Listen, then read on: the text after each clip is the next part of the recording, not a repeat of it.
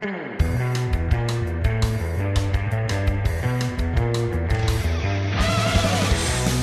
going on? I am Nando. And I'm Diggins. And this is Mostly Nitpicking, podcast where every week we pick apart a piece of pop culture by looking exclusively at the details. Woohoo! Woo, yeah, hooray! This week, we're going back in time. We're accessing the Noor Dimension to go back to 2 weeks ago when this was something people were talking about. We're going to talk about Miss Marvel, a show, Disney Plus show. Is that what we did? Is that it's how unclear. No one knows. Forget about it. It's impossible to know. And yeah, it's gonna be great. We're gonna talk about the whole show. DJ, very sad. Diggins, you want to explain what happened to DJ, or should I? So unfortunately, DJ, he was with us walking around in the city having a great time when somebody threw a knife into his shoulder. And it didn't bleed at all. There was no blood, but as soon as a knife enters your body, you are dead immediately. Everyone knows this. That's right. So, unfortunately, he's died. And, yep. And then he turned into a crystal and then a bad CGI skeleton. Yeah. Something that also, who knows what that means? Where'd they go? What happened there? Don't worry about it. Doesn't matter. Nothing matters. The whole thing is pointless. But we're going to be talking about that. Before that, Diggins' news of the week. Humongous news. Huge, earth-shattering news. The Oscars, boy, do they look like fools. Only now, right now. Never before. Everything seems so legitimate and above board until this moment. Yeah. We learned in, what was it? Not Rolling Stone. I think it was Rolling Stone. Yeah, it might have been. That a lot of the Snyder bots were bots. And they did a whole big thing about a big story that is about the Snyder Cut and how that came to be. How it seems like they had a lot more bots than usual that were cheering those campaigns on. They went into kind of some of the detail about where some of the campaigns started. And it seems, to be clear, a lot of them were people. Yep. In fact, the majority of them were people, but way more bots than is typical for like trending in viral topics like these. Yeah, it said something to the effect of like there were usually are about 5% bots in something like this, and there were about 13%. So it was more, which would suggest that it was a targeted campaign. And from who could benefit from this? Who can know? And also, they traced a lot of those bots back to this one LA-based ad agency that, like, said they specialized in online stuff. But again, you know, this could have been anybody doing this, you know? This could have been Steven Spielberg. Maybe he watched Justice League, was like, I just want to see what Zack Snyder did, so I'm going to put a whole campaign together that really looks like he would do it, but it's me. And then he did it. We'll never know. I think it was incentives actually are so all over the place. It was Disney trying to make him look bad because they're behind everything. That's right.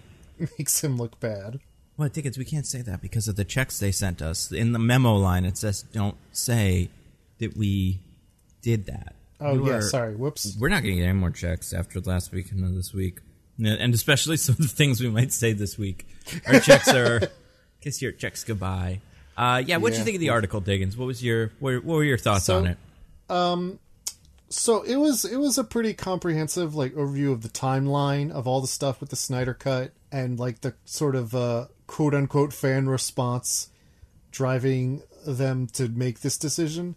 I would say that it paints a much less flattering portrait of Zack Snyder himself than we've had so far. Not to say that he seems like a much more unbearable person to work with than we had previously known. Because it's kind of a lot of him sort of like bullying and whining about what he wants to do with this Snyder Cut. And, you know, getting his millions of dollars more to finish a thing that didn't exist until he finished it. Yep.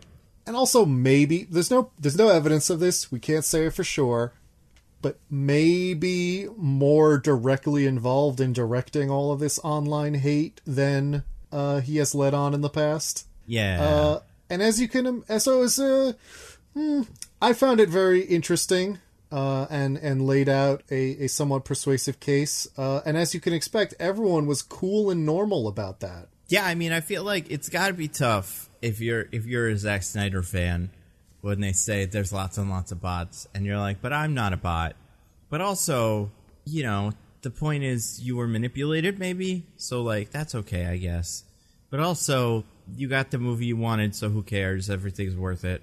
Like, it's this weird, like, ends justify the means kind of, like, movie-making philosophy where it's like, we'll bully everybody and stuff. And if you... Some Snyder fans will say, well, they didn't bully, they were very nice, and they condemned. But it was just... There's been no movement like this that I've ever seen. No, like... I just can't even, besides like Gamergate, which it is compared to in the article, which I think is an interesting comparison, like, it just doesn't happen with movies or TV shows or anything like that. It'll be like, I'll bring back Supernatural or whatever, but it's never like this much. I think what's so weird about it is it's so much like anger and hate and like, yes, not everybody. Yes. I understand. But you can't deny that there was a very toxic element of this that was pretty outspoken. For something that mattered so little. Yeah. Like, Gamergate also was like a bunch of bullshit. But no, that was important. That was about ethics and gaming journalism or whatever. We got to get to the bottom of that. No, that's very important. Like, at the end of the day, like, you can look at that and be like, well, they hated women. And, like, that's comprehensible to me. Mm-hmm. But the Zack Snyder stuff is like, I don't know. It's hard to reduce it to anything other than they really, really love Zack Snyder movies. And, like, why? Why do you care about them this much? Yeah, I mean, I watched a video recently by Big Joel about the 300 movies and why they're fascist, and just like kind of you read that, I watched that. If you see, so it's like if you read that text, this is what it kind of a reading that is reasonable to come out of it, and then Joel goes through like, oh, and this is what people said, this is what the reactions were. They were like, no, that's not it. It does seem like if you want that kind of movie with those messages, the Zack Snyder is a good place to start, you know, so maybe it's that. I don't know, it does seem like with a lot of movements, it became an identity that it was like, and that this is the problem with it, and the problem with a movement like this, and why thank God Marvel hasn't done it, or like no one else has, you know, even come close, but like, if you become a big release a Snyder Cut fan, and you're like, we gotta release a Snyder Cut, spend so much time doing that, you get in all these groups of like Reddits and Twitter or whatever, and then they release the Snyder Cut, then you have to go, well, all right, well, now we have to restore the Snyder, like, it never ends. It always, and it as something that has started as something that ostensibly had a goal, it's turned into something that's just so like much more nebulous, and it just feels like, I don't know, it's very upsetting. I hope they I don't know, hope they we'll see, because it's Comic-Con's like tomorrow or something, so we'll find out what they're doing with these movies. I don't think they're going to make more Snyder Cut. It does seem like they might bring back Henry Cavill Superman, which is another one of their hostage demands. They really, really want him back. So great. I mean, I don't think he's that. I don't think he's bad. I think he's I don't think so either. But like, I don't understand why that's such a bugbear for them. With me, I kind of don't want him to come back, just because I don't want him to have to do this again. Like, if he really wants to, go for it. But it is like, he seems so happy with the Witcher show and doing that, and like, just do shit like that, dude. Don't do this again. They're gonna, like, even if best case scenario is that they make a good movie, but like, what are the odds? Let's look at the odds here for that. It's slim pickings. Like, you could get an Aquaman, you could get a movie that's kind of fun. You know, that'd be good. You can get Wonder Woman, like Harley Quinn maybe, but like, I don't know. I imagine part of it has to do with who's directing the movie, so we'll see who's in charge of that, and I think that'll say a lot about what this movie will be. But yeah, I'm very curious to see what they could bring him back, what's worth it to him. And it also seems like with the Flashpoint movie that we'll never ever see, they're going to put in a new Supergirl, and it seems like that might be an opportunity to get rid of Superman, and like, that is just the super person of that universe now. So unnecessary. Think we'll ever see that Flash movie? Oh man, I don't know. Does it have an official release date right now? Like a year from today, probably. Like June or July, I think was the original, or like was the most recent one I've heard of. So, yeah, it's a while, and it's all done. Like, it's not like they're fixing it or anything. I think it seems like they're just waiting for this all to blow over. But that, I feel like, is a folly on them, because that just gives them more time to commit crimes. Like, you know, beating people up in Hawaii, that's not great, but, you know, I don't know, cutting the heads off a whole room full of whatever, like, it just like seems like it's escalating to a point where you want to put that movie out as quickly as possible before they decide to steal the Statue of Liberty or something. Before what are their options? A feral Ezra Miller is released in front of the White House.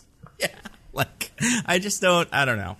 I think we will see that movie, but also it seems like the Batman in that movie is Michael Keaton, right? Like, we know that, and it seems like the Michael Keaton Batman is back in Batgirl, the one that is done and like will come out, and it feels like they might be where like we gotta wait until till the Flashpoint movie comes out for us to do a movie with Michael Keaton Batman. But I could see them just going like, nah, you know what? We'll just tell people different Batman, but same guy, so you know, just go with it. And yeah, I don't know. I don't know what to expect. Maybe they'll release the Flash movie with the Flash edited out of it. That'd be genius. Mm-hmm. Like, it'd be very postmodern.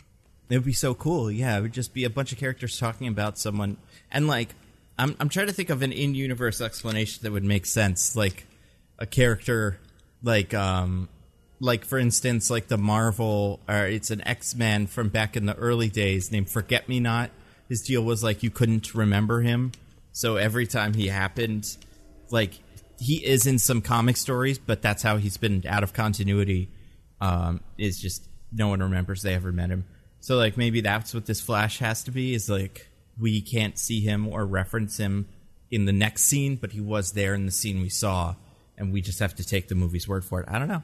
It's going to be weird. I'm sure whatever they choose, it'll be really bad. Yeah, I mean, I'm excited for Comic-Con just so we can find out which movies have the word "the" in front of them this year. Have you ever heard this? Apparently the Blade movie might be called The Blade, and the X-Men movie might be called The Mutants, even though they could just say The X-Men. We haven't called one of them that yet, but... That's true. Yeah. Okay, but wait, The Blade doesn't make any sense, though. I mean, like, I don't know what the deal is with Blade. Is his name Blade? Is that like his first name? I always thought his name was just Blade. I didn't think it was a title. I mean, I agree, but also, like, and I don't think it's not something where there have been a lot of Blades, like there have with, like, Ghost Riders, but I wonder, because he has Eric Brooks, I think, is the character's real name. Is born, like, his given name is at birth, but I don't know if that was, like, something that's been around for a while. I think he was originally just, this is Blade, he finds vampires, look at him go. But yeah, I guess they just want to have it be a different title from the first one that was called Blade. But yeah, I don't know. It's going to be great. I'm excited, kind of. I want him to do a British accent. I know Mahershala is not British, but Blade is supposed to be British, so I want Mahershala to try. Just put on. Speaking of Marvel people what happens in this? Speaking of Marvel people that... Come on, you can get there. I believe in you. Speaking of Marvel characters that, I don't know, like are part, that have an origin that's like kind of, this guy's part this, and he fights these guys, and don't worry about it, it doesn't matter. We got to talk about Miss Marvel, you guys. Because, yeah, like, Blade is part vampire, but it's like, it doesn't matter. He's just a guy with a sword and some guns, and he can be where vampires are. He's in no risk of being bitten by them, but besides that, whatever. Yeah, I was going to say, I thought that was the part that's why him being part vampire matters. It means vampires can't turn him. Although, I don't know how it is in Marvel, but sometimes the process of turning someone is actually quite complicated, and there's really no risk of it happening in a fight. I think it is something like that. I know, because I read about this for when it happened, when I was talking about it in my video, but like I think the Jubilee vampire situation did require Zuras, the character who was the son of Dracula, to like actually turn her before she could fully be a vampire. even though she had vampire blood, like, contaminating her blood, there was still, like, she still didn't do all the steps.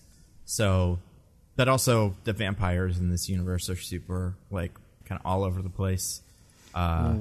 Well, as we know now, in the Marvel Universe, the way to create a vampire is to make a serum out of bats from Central America. Oh, and that's then true. Inject them so that you can cure their rare blood disease, but also it makes you a vampire. That's true, and you get abs, and you do a little silly dance. You do a silly little dance. Yeah. And you kill all the guys that you hired to protect you from something? On the ship that you have no reason to on at this point in the story.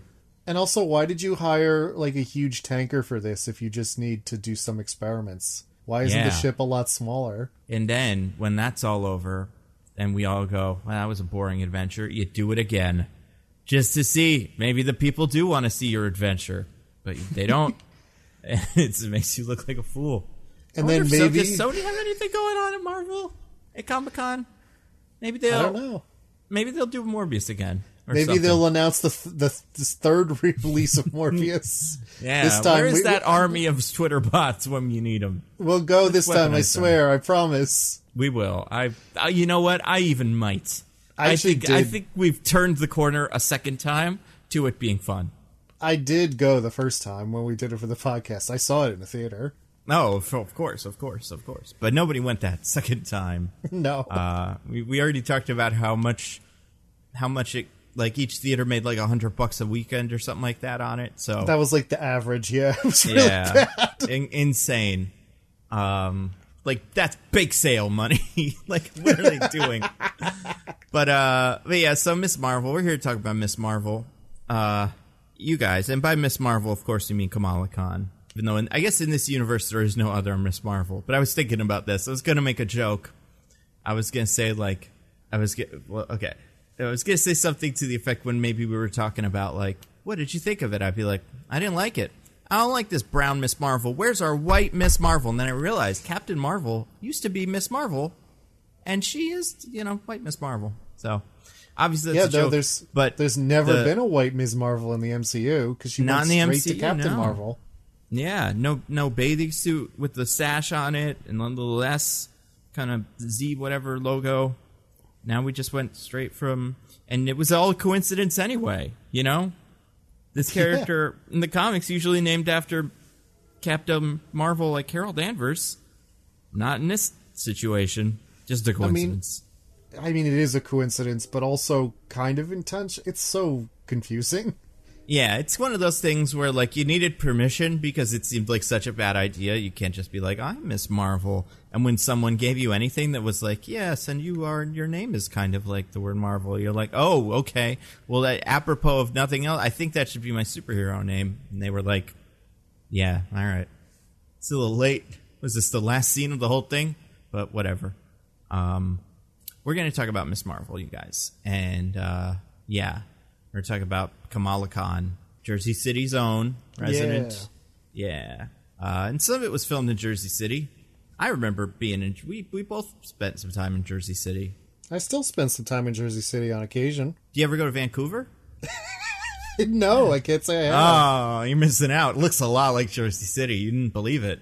Wow, that's so strange. Yeah. Now, I feel like it seems like they shot footage of Jersey City, but the scenes weren't in Jersey City that much. You know what I mean? Just like the B-roll? Yeah, there was a lot of B-roll in this show. And I was like, oh, that must be Jersey City. And that was nice, I guess. I don't know. But yeah, so we're going to do all 6 episodes, like, as one show, as one, like, thing. We're not going to go episode by episode. We have a wheel. We have the game and stuff. I guess there's probably a summary for the whole thing. I'm sure there is. So we're going to do the way we usually do it without a DJ. We are both going to take a guess and then look at it afterwards and then see who is closest. And if we're right, we're right. And if not, we have to do something else. So Diggins, as the loser of last week, you get to decide if I go first or you go first. All right. Well, I'm going to go first again because I'm either going to change the statistics to make it so that first pair usually loses, or I'm going to win. One of the two. That's a good point, yeah. All right, well, take it away.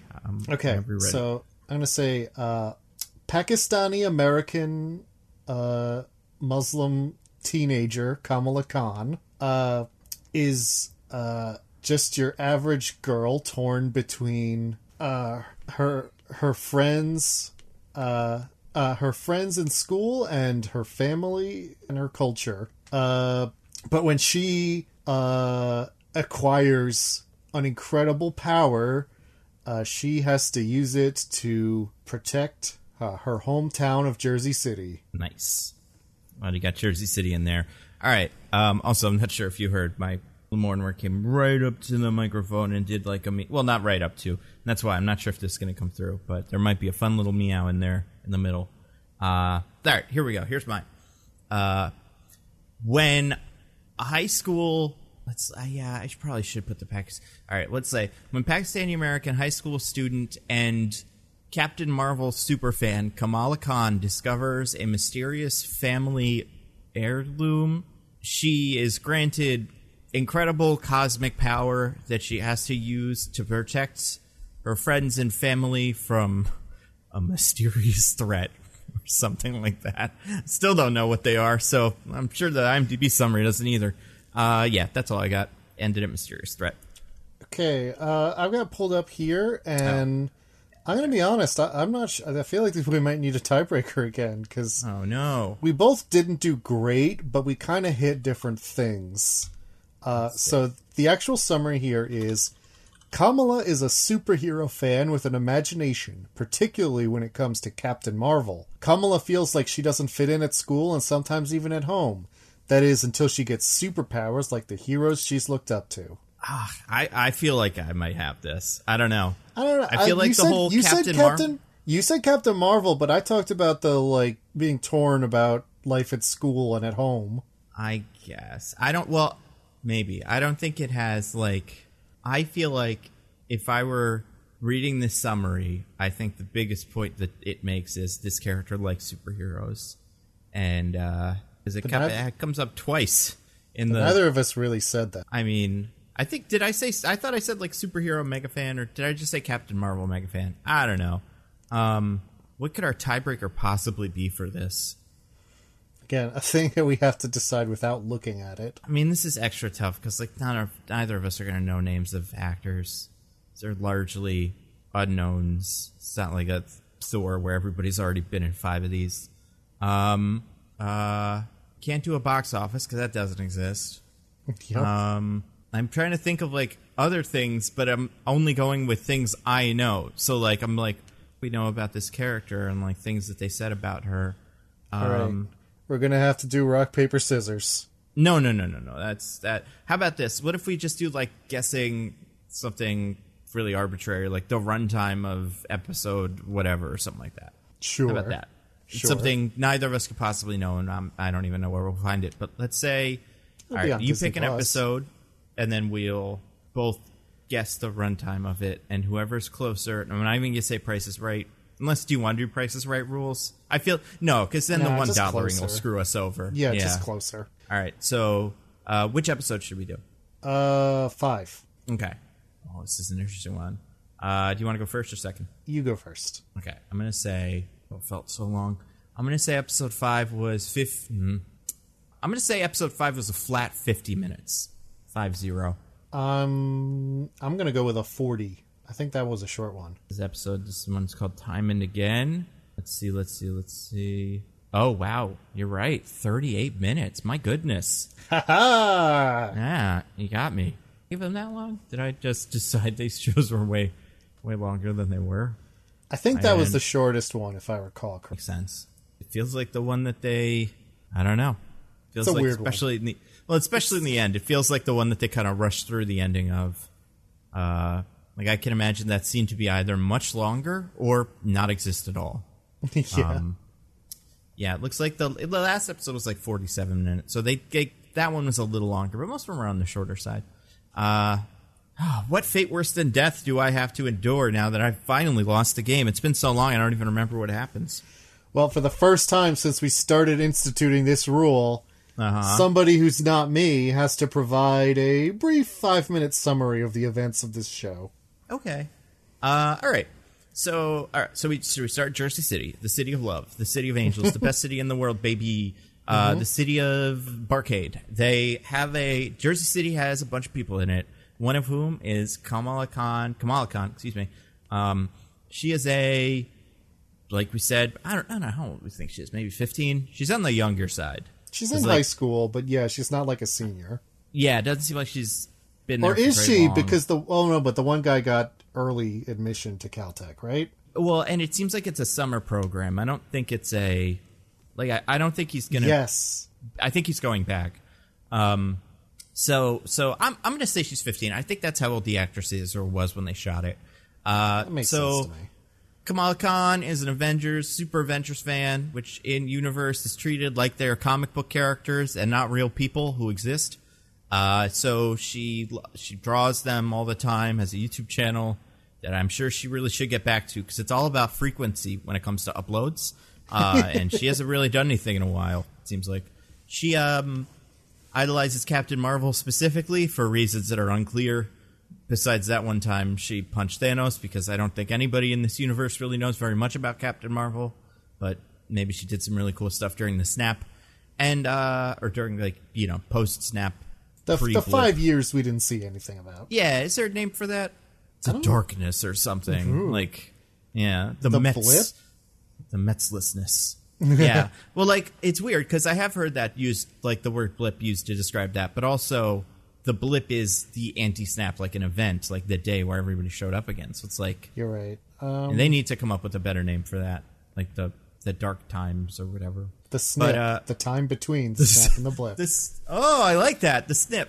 So she was involved, so assuming Captain Marvel did incredible things during the snip, including show people what her old costume looked like, because I don't know where the fuck they got those pictures from. But so Kamala Khan loves Miss Marvel, or Captain Marvel, excuse me. And she's Pakistani American. I would assume first generation on both, her mom and her dad, I think, both immigrated from. Yeah, they do later in the show state that both her parents immigrated from Pakistan. Yeah. She has a bunch of friends, bunch of high school friends. Remember those names because you might forget them by the finale, but there's one named Bruno and Nakia, white girl. Thinks she wouldn't be that important, but it turns out she is. And Kamala finds a mystical bangle, which is part of a big old. it's so important. It's connected to everything, and and she uses it as part of a costume in a cosplay contest. Which again, a weird thing to exist in the real world if these guys are real people, but sure. And and it turns out that this bangle gives her magical powers to create what are described as hard-like constructs, and then she uses those powers to become a superhero that is widely known as Nightlight, which not a great name, but good enough, I think. I think we could stick with it. But she does some superhero-y stuff, damage control, a organization that just seemed to used to collect things that were left at sites or whatever. They get really into her and decide to shoot her with big guns that do shockwaves that are non-lethal but blow the fucking paint off they take a corner of a school, a hallway, and just demolish it. And she runs away from them for a little bit. But then it turns out that there's other characters that cannot have been there in the first draft that are of a race named Jin, spelled. Is it spelled J-I-N or D-J? I feel like D-J-I-N. It is D-J-I-N. Okay, yeah. And in universe, in the real world, that is something akin to, I've heard described as akin to a demon in folklore. Yeah, they're a pre-Islamic folklore, especially in the Arabian Peninsula, that kind of got carried over into Islamic folklore. They're like demons or genies, or they were kind of like an all-purpose thing. Basically, what we might call I don't know, fairy, like a fairy or something. It could mean a lot of different things, but they were all just called jinn. That makes sense. So she meets a bunch of jinns, a family of jinn, and they kind of say, like, Jinn just means nothing. It means magic thing from around where we are. We might be aliens. It doesn't matter.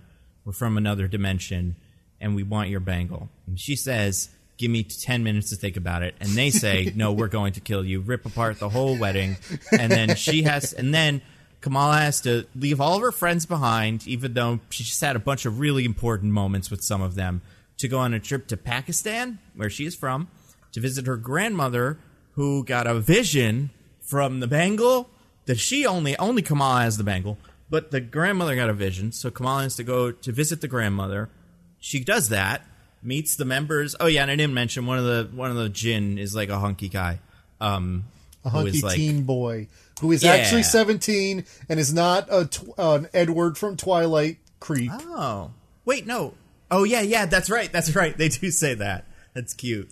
Now, who's his dad, and why does this person who really, really wants to not be in the human world decide to have a kid? Don't worry about it.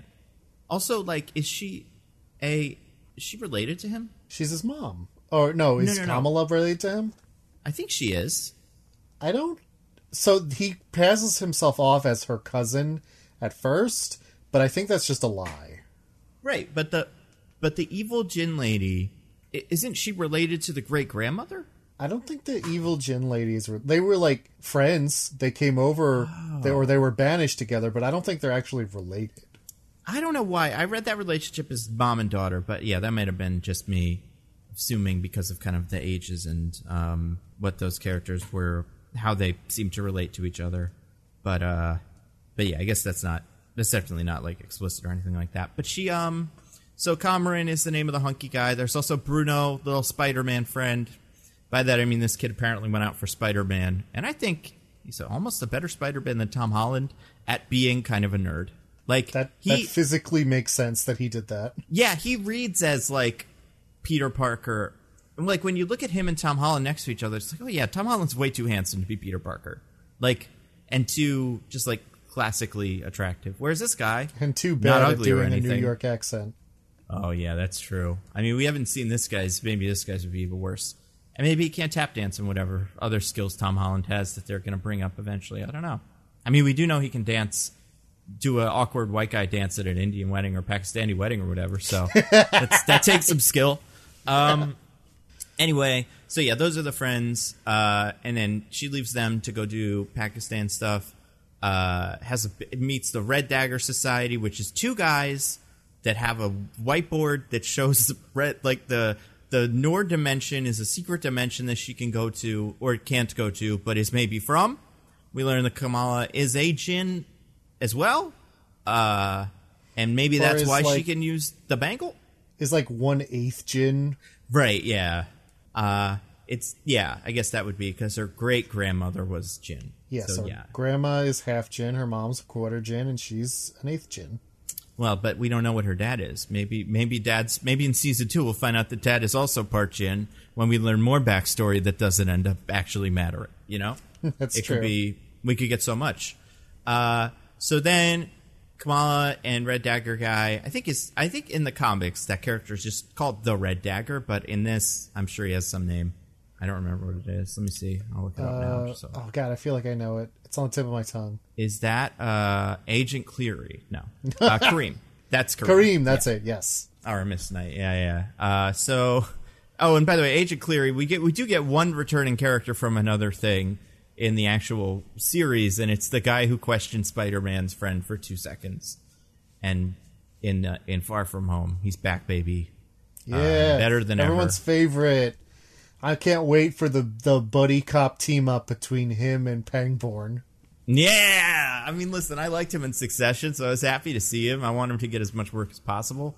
But, yeah, he's weird that he's in this. I didn't think he was in Damage Control in the last one. That didn't seem like what Spider-Man... seemed like he was just an FBI agent, I guess. I don't know. So anyway, Kamala Khan fights these Red Dagger... First fights the Red Dagger guys, then gets her little PowerPoint about all the information, the exposition, and then gets in a fight with the the Jinn, who are called the Clan Destine, which is a Marvel Comics thing. Doesn't matter. And they went to jail, but they got out because the jail was a hallway, and they're also in Pakistan now somehow. And then they fight her. They teleported.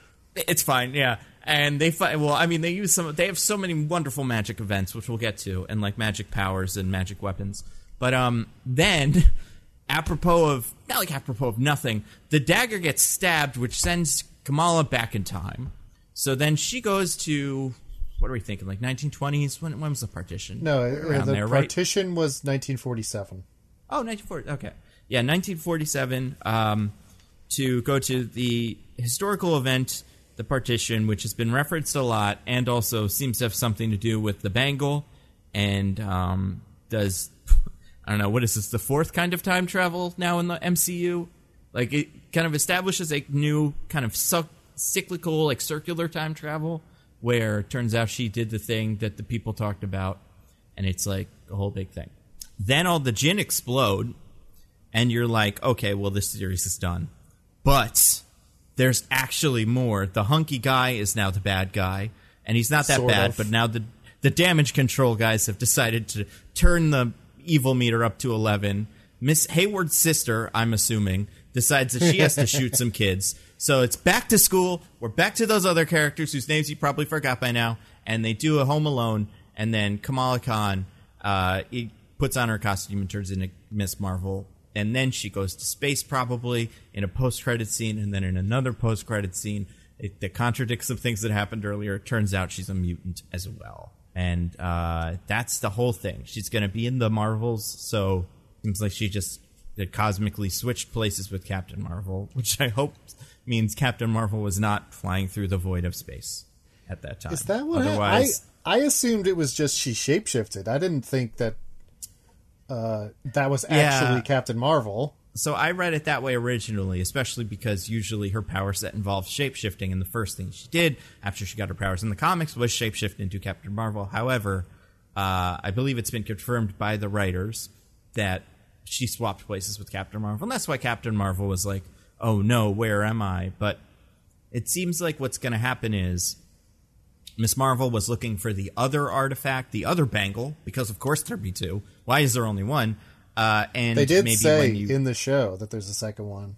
Yeah, so that's probably like in space or something. And when you touch when someone's touching both of them, then maybe they switch places. It's a lot like an artifact in Marvel Comics known as the Negabands, which are, I don't know if they're Kree technology or just some magic thing that the first Captain Marvel had, which lets you, if you clang them together like Wonder Woman, because that's more what they are. They're kind of like the Wonder Woman, because bracelets, I don't know what the difference is between a bracelet and a bangle, but they're like those like kind of things. And if you clang them together, Bracelets are a lot thinner than a bangle. oh, okay. Then what does what does Wonder Woman have? Those called, does she have bangles?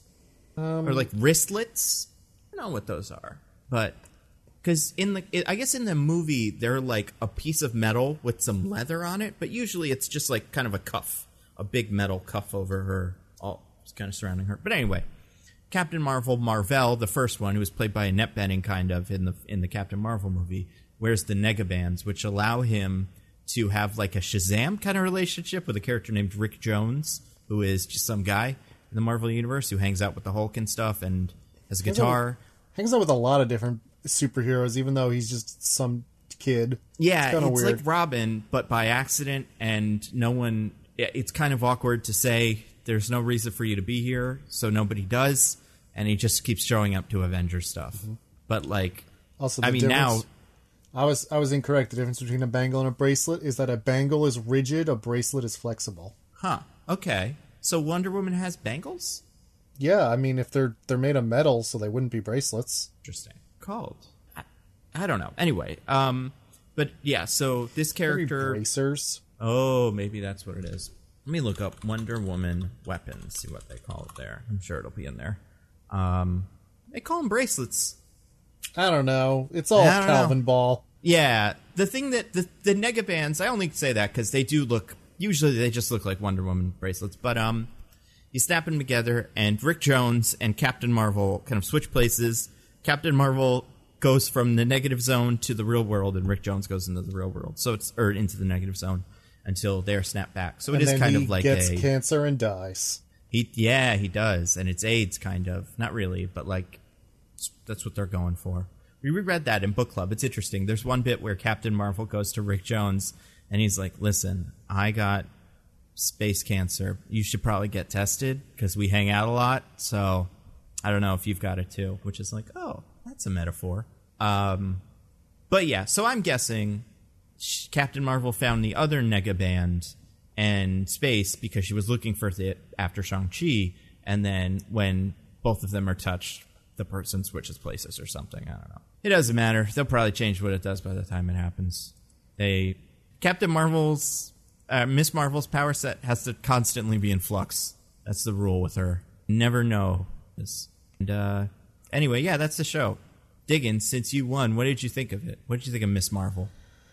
So, I watched the first 2 episodes, and I was like, wow, this show is really good. It has this really unique visual style to it that's a lot different from other MCU stuff. It's really focused on this. It's very specific in its like culture and in, like its character. Like, it's not just like lip service that Kamala is Pakistani and Muslim. They make it a big part of her life without making it everything about her, which I think they handle it really well, basically. And I liked that it was the kind of like small scale hero, like kid hero getting their powers and kind of learning things that we never really got in the MCU, because we kind of skipped that for Spider-Man straight to he's Tony Stark's intern / son. Yeah. And I was like, oh man, this is great.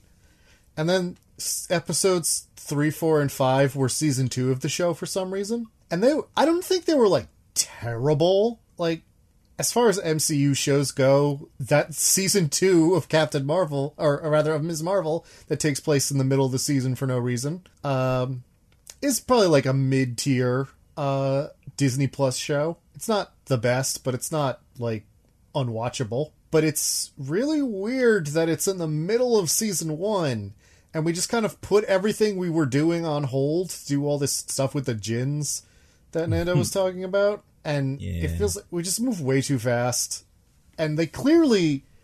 The reason I say it's season 2 is because they're moving through stuff in these 3 episodes so fast, because we're establishing all this stuff that has nothing to do with the first couple episodes, and like really feels like it needed a full season to breathe so that this could have been done more naturalistically and not without things happening constantly. And then she comes back to Jersey City, and we do a small-scale finale where she's just, like, the community's rallying around her, and she's just dealing with this one guy in the neighborhood who has powers like her. And it's like, man, I wish episodes 1, 2, and 6 were a full season of television about this local hero coming into her own and, you know, learning to do stuff. Because I think that show would have been the best Disney Plus show, easily. And instead we got both seasons of this show, both season 1 and season 2 of the show in one season. And it ends up really weird and clashing and just kind of a mess. Overall, I think I do still like it. It's still... I mean, maybe this is just a commentary on how much I dislike many of the other Disney Plus shows. But I think it's still one of the better ones. And it has a lot going for it, even though that style really kind of fades out over time. Or the visual style, the music choices are still interesting and cool. And I think it captures the character of Kamala really well. But yeah, it's disappointing because I feel like it could have been, like, great. And instead I'm like, well, that was alright, you know? Yeah, I agree. I've found the whole thing frustrating for those reasons. And it was even more difficult to do as the show was going on, and like you're watching it episode, because I assume you watched it all yesterday or today, right? Well, I watched episodes 1 and 2 as they came out. So ironically, I didn't realize how bad the problem was until today when I watched the rest of it. So I remember I was at an event. I was talking to somebody who had seen the second episode before me, but I had seen the first one. And they were like, what'd you think of Miss Marvel? And I was like, it's pretty good. I think it's better than not like better than I expected, but like I had heard not great things about the process, reshoots and things like that. So I was like, yeah, you know, I think it's pretty good. If they keep this up, it'll be great. And then this person said, yeah, and you haven't even seen episode 2 yet. just as good. It's good. They keep it on track. And I was like, great, then this will probably be the best one, unless they fuck it up at the end. And I don't necessarily think they did. I think their middle was the problem. Yeah. I think the characterization of, like, every character... Well, not every character is good. All the main well, not even all the main characters. Kamala is good, and her family's good. Bruno's fine. I think Bruno as a character in the comics has always been kind of like... Not like nothing, but like science sidekick hero guy. Kind of maybe boyfriend, not really, but like there's not too much to him. Nakia, I feel like, is more of a character in the comics. Usually, not like more of a character than Bruno, but just feels like she's more personality. I feel like they were going in a great direction with Nakia, but she is a casualty of season 2 in the middle of the show. It's insane. I think there's two moments that stand out as like, man, you almost had it. End of episode 3 is the wedding, which I don't think that stuff works, where like the bad guys show up and just fight. But afterwards, Nakia learns that Kamala is Miss Marvel or Nightlight at that point, or like the superhero, whatever. And she's like mad, and Kamala's like, hold that thought, I gotta go do something. And then 2 whole episodes go by, and we never see Nakia again, and we don't get to reconcile that. And then by the time she's back, everything's cool. And like the episodes 4 and 5, it is tough as me, a white guy, to say, hey, maybe things kind of went off the rails when she went to Pakistan and did the partition stuff. However, I do think my big problem there is even though that is interesting, all of it was so much of what happened in Pakistan, besides a couple of moments with her mom, a couple moments with her grandmother, it was all lore. Everything was like, this is the name of the thing we're from, and this is a guy that you have to watch out for, and these bad guys are from here. And if they want to touch the thing, then it'll explode. And we're this society. And then you go to the partition bit, like episode 5, also interesting, but more lore.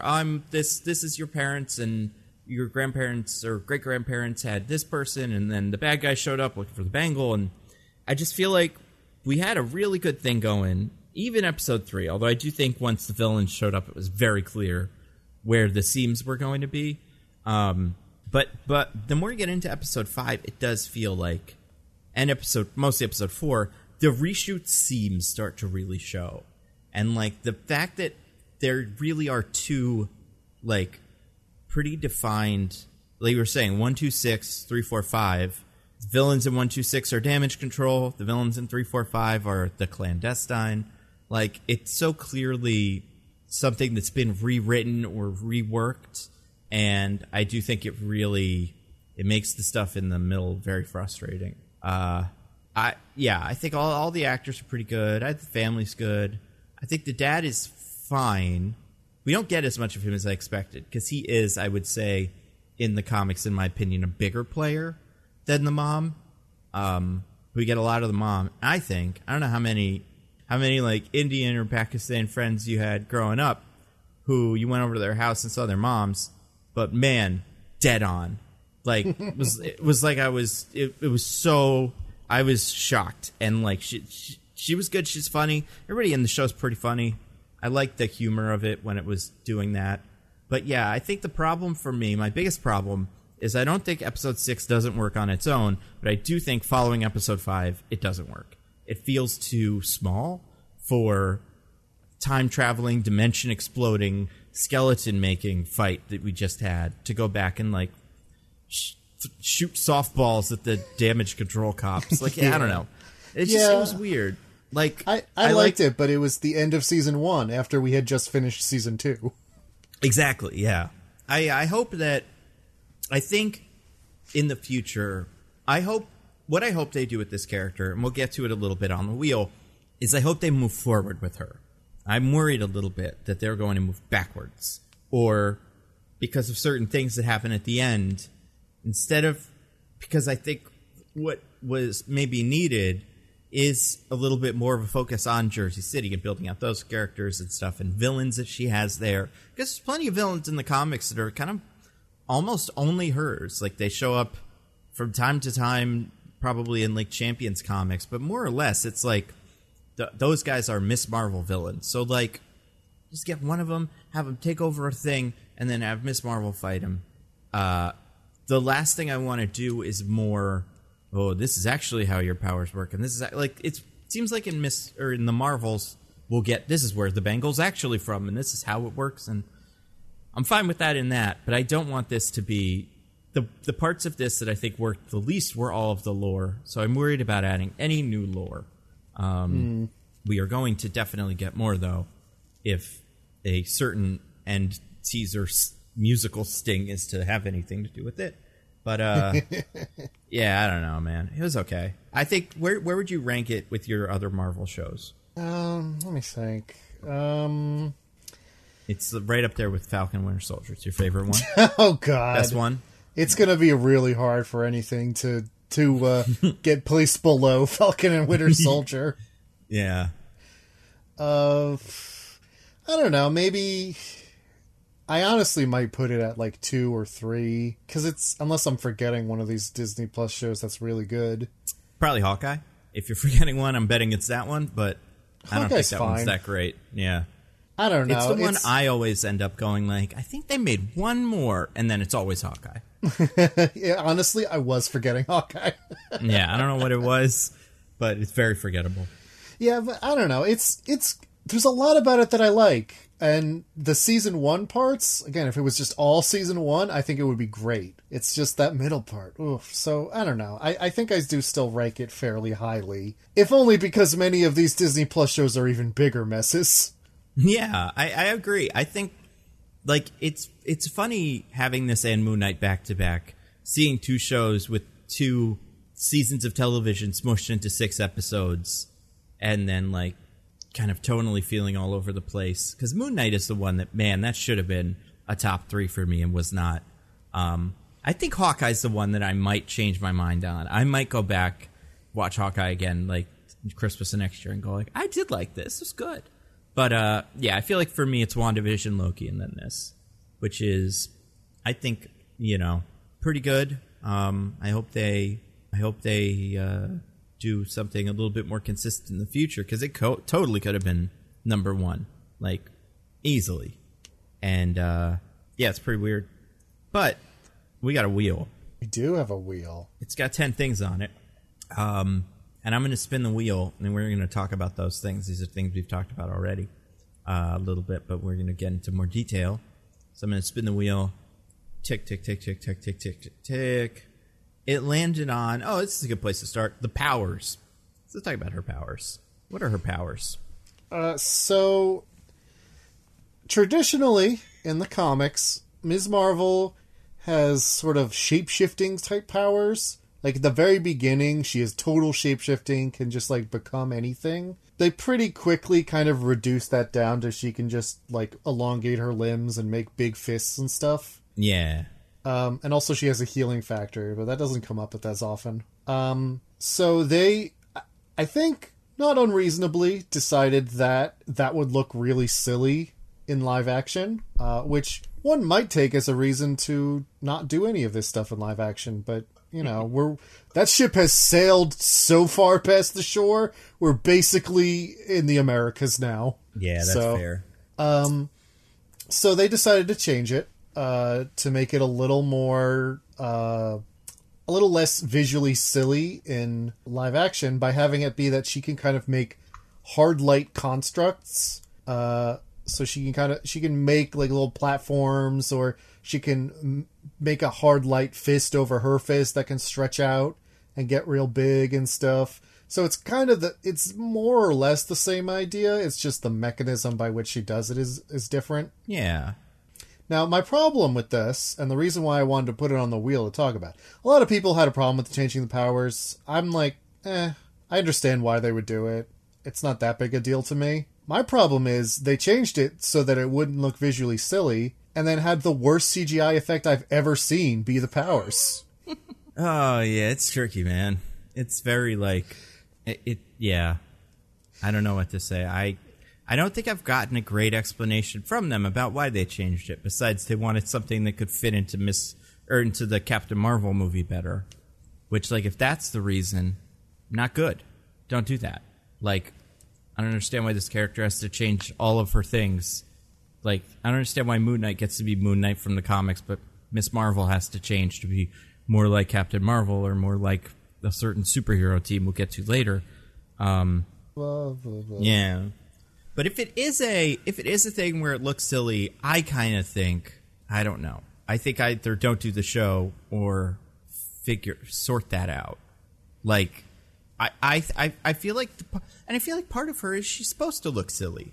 Like, it's supposed to look pretty weird when she turns into a big, tall person and runs down the street. But, and I don't think, I'm trying to think, has Marvel done this yet?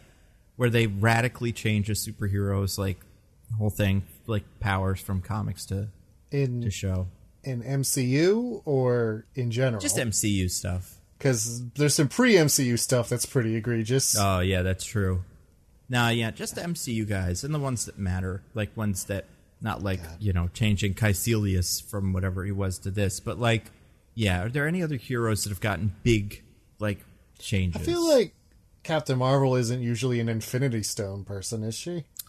No, yeah, I guess all the times characters in this are Infinity Stones, or even Vision isn't usually an Infinity Stone person. They always just, like, might as well be an Infinity Stone.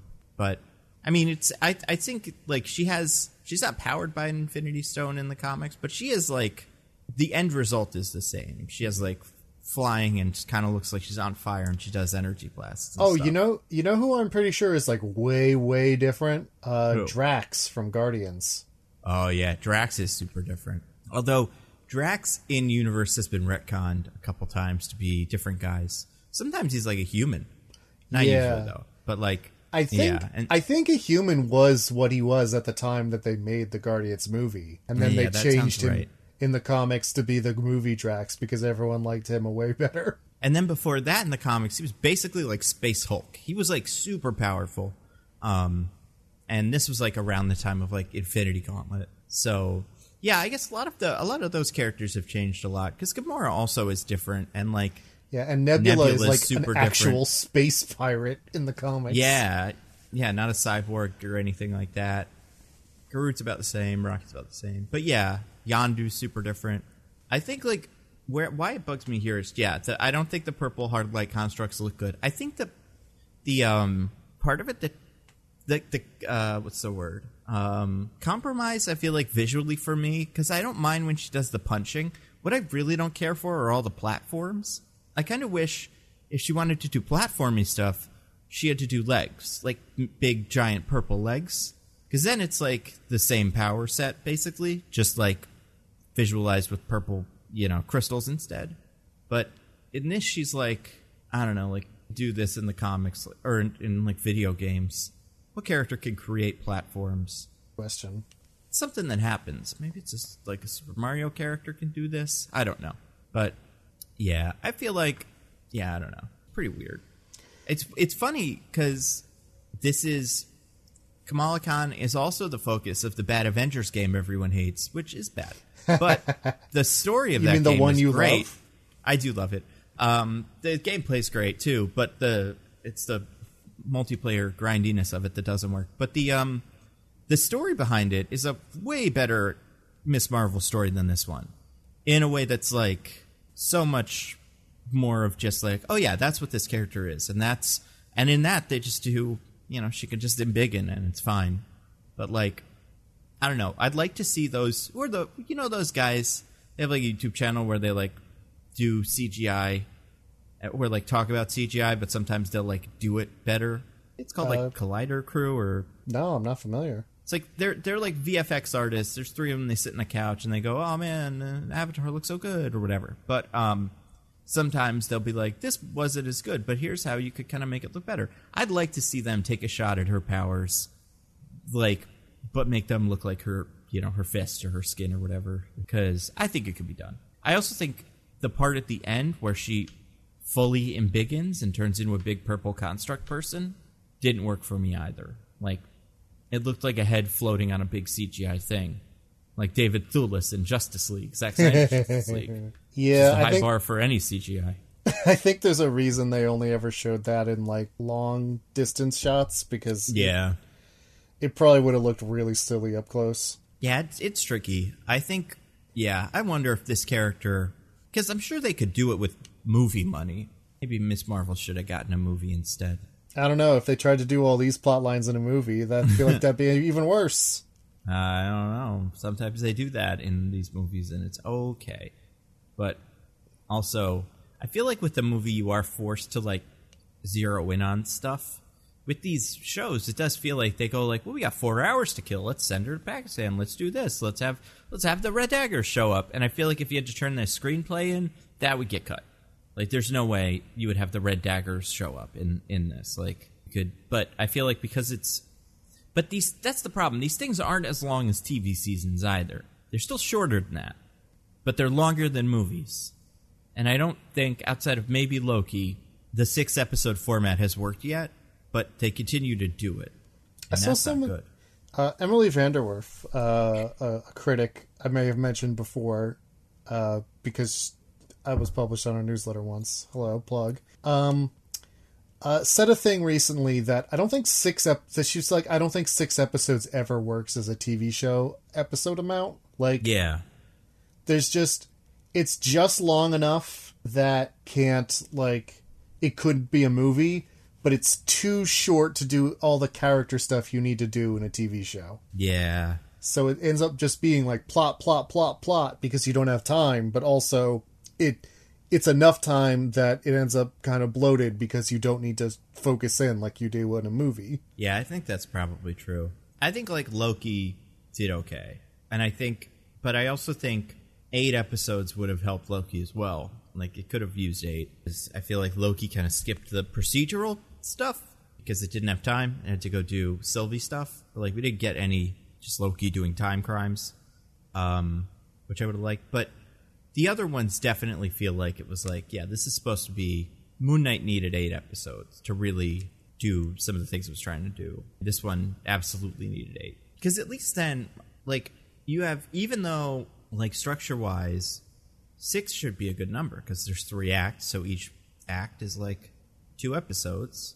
It's really, there's 4 acts with the second one split in half. So 8 is good because then right in the midpoint of the season, you have what is kind of the midpoint of whatever arc is going on. But with 6, I don't know, it just gets messy. I hope they fix that. She-Hulk has 9, and then we don't know very much about any of the rest of them. WandaVision had 9, and I think WandaVision's the best one, but that's just me. Let's see. I'm going to spin the wheel again. It landed on tick, tick, tick. Okay. This is something I want to ask, question I want to ask. I got at this a little bit in my explanation. What do the people of Earth know about Captain Marvel, and why would any of them like her, or anything like that? Like, cannot imagine. I feel like Kamala has what must be the most, like, what's the word? Like, contrarian opinion of who's the best Avenger, if you ask someone on Earth.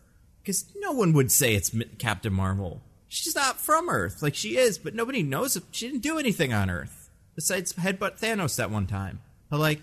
And maybe some stuff in the snip. Right, maybe some stuff in the snip. Although, the only thing we see her do in the snip is something in space. Like, call in and be like, I'm busy in space. So, it doesn't seem like they would know much about her from... Like, it's not like she's like, oh, I've been working so hard on Earth, I gotta go to space. She may never have been back on Earth. Nothing she did back in her timeline, like in the 90s, ever became public, and, you know, we didn't see it. So you can't be fans of it from then. Although I guess she did do stuff in public. Do you think people are like, oh yeah, that time I was on the train and that lady punched that other lady that turned out to be a monster man? I think that was this Captain Marvel lady. Yeah, you think there's green. There's some people who, when she shows up, are like, wait a minute, 30 years ago? Yeah, I don't think so. I don't know. This is a haircut and all, but I think that doesn't work. Yeah, I don't know. But yeah, also, so Miss Marvel, or Captain Marvel, in the movies so far, including this post-credit scene where she shows up, has worn 5 costumes. First one, the blue and green Kree costume from the beginning of Captain Marvel. Second one, the end of Captain Marvel costume, red on blue. Third one, the Infinity War, end of Infinity War, and then beginning of Endgame costume, which is very similar to the blue and red one, but it has a gold. There's like some more gold on it.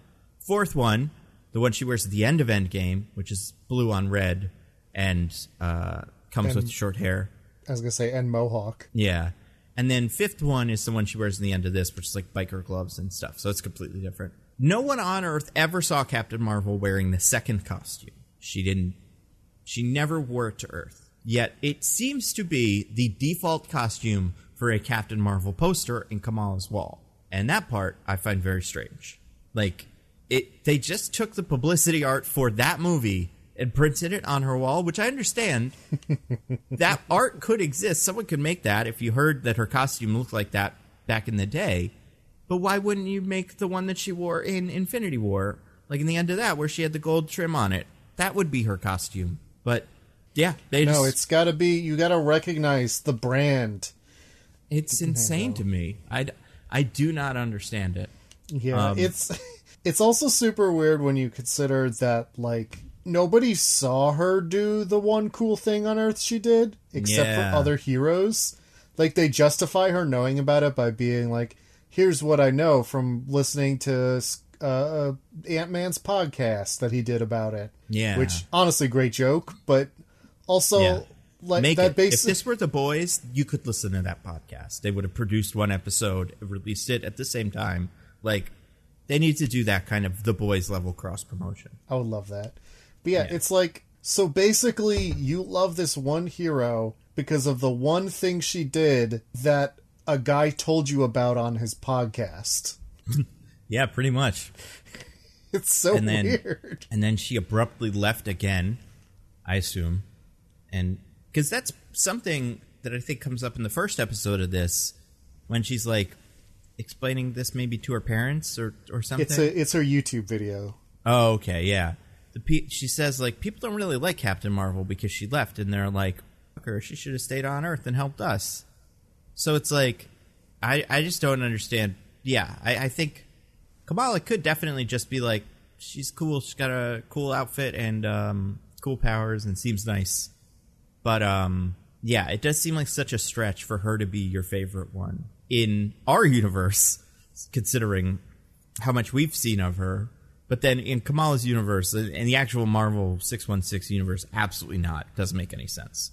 And in the Marvel 616 universe, which is the comics, it makes a lot of sense because she's a very well-known superhero. Well, I've heard Kevin Feige has said that it is that one, and that I believe whatever he says, even though the little Miss Marvel girl says that's not true. I was going to say, Iman Vellani, who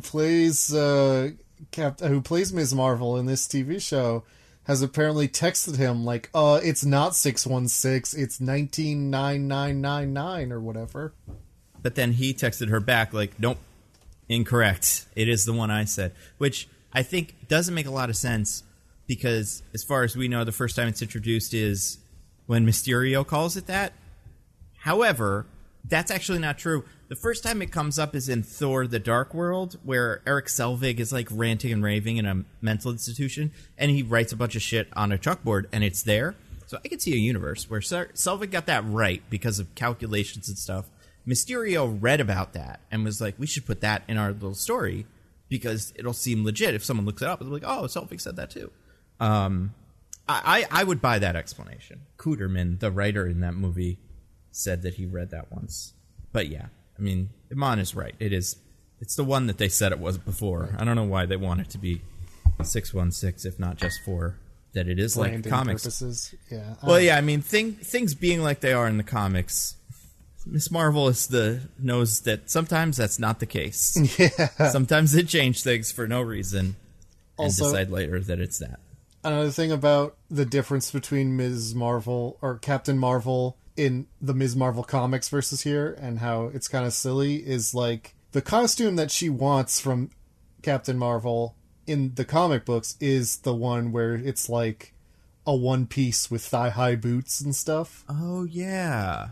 And like having the confidence to pull that off is part of why she wants to be like her. Right, yeah. And it's just a sick costume. Love that costume. It's just a cool costume. But they kind of like port over her mom being like, you can't wear that costume, except it's the full body like flight suit costume in the MCU. And they justify it by her being like, it's like skin tight. And I'm like looking at it like, no, it's not. It's clearly not. Yeah. Like, I feel like it's maybe like, I feel like you can make a case that it's too much like militaristic or something. There's some reasons why she shouldn't be wearing that costume. Or you could just have the parents hate Captain Marvel the same way that Kamala says certain people do in the real world. And, like, just go with that. But, yeah, you're right. It doesn't look like that at all. Yeah, like, if I had a daughter who was like, I want to dress up as a superhero. And in my mind, I'd be like, oh, God. And then she pulled out that costume. I'd be like, yeah, that's fine. Go right ahead. Oh, boy. Wear the costume that's pretty much just some fucking random, like, you know, flight suit janitor outfit kind of thing. As far as the rest of these are concerned, like, yeah, it gets a lot worse, especially when you start getting into, like, the actual female Avengers that exist in this world. It's like, oh, no, I want to be someone. You can't be Captain Marvel. Okay, Black Widow then? What do you want? Valkyrie. I'll be Valkyrie. Okay, Captain Marvel's fine. Please be her. Also, this actually, now that I think about it, this is even stupider. Her Captain Marvel outfit that she wants to wear has a helmet with the fire on it and shit. Mm-hmm. She never does that during Endgame. No one on Earth has ever seen her do that as far as we know. So where'd that come from? Maybe that guy on the motorcycle outside my apartment has the answer. I should ask him. Did that come through on the microphone? I didn't hear it. It's really loud. Okay. It might have, but Discord is more aggressive noise gating than audio recording, so the listeners might have heard it. Yeah. But yeah, I should ask that guy. Maybe all the heroes have like licensing brand deals with like companies in the MCU, so she just periodically sends them pictures of what her outfit looks like now so that they can knock up all the merchandise. So that would be great. So she's seen it in the merch, even though she never actually wore that on Earth. Like, put that in the movies then. I want a movie, like, I want a bit where, because we did this in, like, Kingpin shows up in Hawkeye, and in universe, sometimes, in, like, the comics, Kingpin owns the rights to Spider-Man's image and sells Spider-Man toys and stuff. Have Kingpin just be looking at some mock-ups of some of the heroes and be like, actually, I think we should give Hawkeye a big stupid mask. How does that sound? Do we like that? Okay, great. And then the woman walks in and he's like, oh, okay, put that away. We have to talk business. But honestly, if there's any show that's the perfect show to explain that, it's She-Hulk. So I kind of hope they do. Oh my God, they could do like a licensing thing where they like, someone sues Hulk. Because they could do that thing. Oh man, they got to do this as She-Hulk. Fuck, they're not gonna though. But there was that famous case where Marvel sued, like, or legally fought to classify the Beast as Inhuman Monster Ben because it would make it easier to like you could tax the toys of that less when they went into Canada. So Marvel literally went to the courts and went, see, this Beast character is not human, as it is obvious. So we pay 4 cents instead of 8 when he is imported. So She-Hulk could totally do that, but with the Hulk instead, and have to argue legally that the Hulk is not a human being or something like that for toy purposes, and that would be so funny. As you see, he gets very angry and much like a dog or gorilla and rips and tears things up, and people don't do that. That is only Hulks. God, there's so many fun things they could do with She-Hulk. I hope they do at least some of them. As long as she has sex with some guy and destroys the bed, like we said last week, that's all you need. That's all that, and maybe her. I don't know. What's she gonna? What's the Daredevil thing gonna be? She's gonna like wink at him or something from across the hall. They're not gonna. Maybe you think they'll do a thing where she argues a case against Daredevil? We'll go that far. They could. Feel like there's definitely gonna be a cameo, right? Yeah, I think so. But in my head, it will just be him. Going into a like court thing as she leaves it, and she'll be like, "Hey, something about you, fella. Didn't you catch up Rick that one time?" And he'll be like, "I'm blind. I'm a good lawyer." She'll be like, "Whatever you say." Yeah, I'm a very good lawyer. I don't know Spider-Man, or do I? It's unclear how this works. I mean, I do know Spider-Man, but not because I'm a superhero. Yeah, that's true. Also, I was wondering about this, because I put this in my Spider-Man video. like what Spider-Man 4 could be, is I'm trying to figure out, okay, do the other Avengers know that Spider-Man fought with them against Thanos? Right? Like, and then if they do they know that, like, did they just forget the part where he said his name to them out loud? Or is that just, like, static noise in their head? He, like, shakes their hand and is like, I'm... And then that whole memory is just broken? Because Spider-Man is not part of her little drawings that she does that is the explanation of Endgame. Huh. Everybody else is there, but not Spider-Man. I mean, I'm sure that's a rights thing. Most of the heroes didn't know he was Peter Parker until Far From Home, right? Or No Way Home, rather. I don't know, because like when he meets Doctor Strange, he introduces himself. Hi, I'm Peter Parker. When Captain Marvel shows up, he's like, hi, my name is Peter Parker. I have the Infinity Gauntlet. Right. She's like, yeah, hi, Peter Parker. Because like, the MCU decided that Spider-Man having a secret identity wasn't important at all. Right, and I feel like the idea that, like, I just wonder, like, if it could even maybe be a conspiracy in the MCU now, where, like, characters are like, it really seemed like Iron Man knew who Spider-Man was in real life. Like, he just had to. There were so many times where they hugged, like, those guys knew each other. And then they'd be like, yeah, I think it was this kid that hung around him all the time. But, yeah, it doesn't make any sense. But yeah, Captain Marvel. And I don't understand. The idea that people hate her because she didn't hang out on Earth is weird, considering that, like, they still like Captain America, who just went back in time to fuck around. Like, and never came back to our timeline. Oh, but that's He's not the one you should dislike. Because remember in Falcon and Winter Soldier, they were like, can you tell us what happened to Steve Rogers? And he was like, nah. It's true. That's a good point. Yeah, I guess, yeah. What did you think of the whole Avengers Con thing where they go to somewhere in New Jersey and Comic-Con? I think it makes sense that there is one of those things. I think it's crazy that it's a carnival in a warehouse and not a convention. Yeah, that very much felt like they were filming. You know, it felt very small, which is weird because I think they probably could have gotten a warehouse, like a bigger space, considering they probably filmed a lot of this during COVID. I don't think anyone was doing much in the Jacob Javits Center for a while. It was like, small, but also, like, it wasn't a convention where there's lots of booths of, like, people, like, selling artwork and stuff. They were, like, carnival rides and attractions and stuff like that. Like, all things that are not typically at conventions. Yeah, that's true. That's a good point. It was weird, too. What were some of the things about it that's weird? It's weird that people dress up like Loki in it. That's weird. Yeah, remember when he killed a bunch of people in New York? Yeah, remember he, like, stabbed that guy's eyes out to get his retinal code or some bullshit in the middle of Germany, and everybody saw him do that? That seems really rough. Like, that would be... But nobody cares. I mean, he is fun now. People take selfies with him on the street. But, the other one... What was the other thing that I thought was weird that they did? And then... Oh, I think it's funny that there's a wall of fallen heroes that includes Black Widow and Iron Man. But no Vision. He's been... I guess he's been dead in universe for 5 years, but he feels like he'd make the Wall of Fallen Heroes. I would think the Wall of Fallen Heroes is all of the heroes who have died. It's not like a time limit. Well, yeah, but how... Yeah, exactly. How many heroes have died in these, like, main characters? Pietro, yeah, he's a good one. Vision, Iron Man, Black Widow, Gamora, until her past self came in. Yeah, but he died in the shows since then. Can't think of any. I don't think anyone's died. Well, maybe Kingpin. Yeah, that's true. He did get shot right through the brain. That usually kills you. But, yeah, I don't know.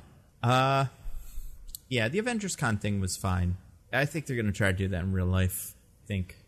I mean, that's basically just Comic-Con within a year. At this point. Well, yeah, but a Disney-owned... Sorry.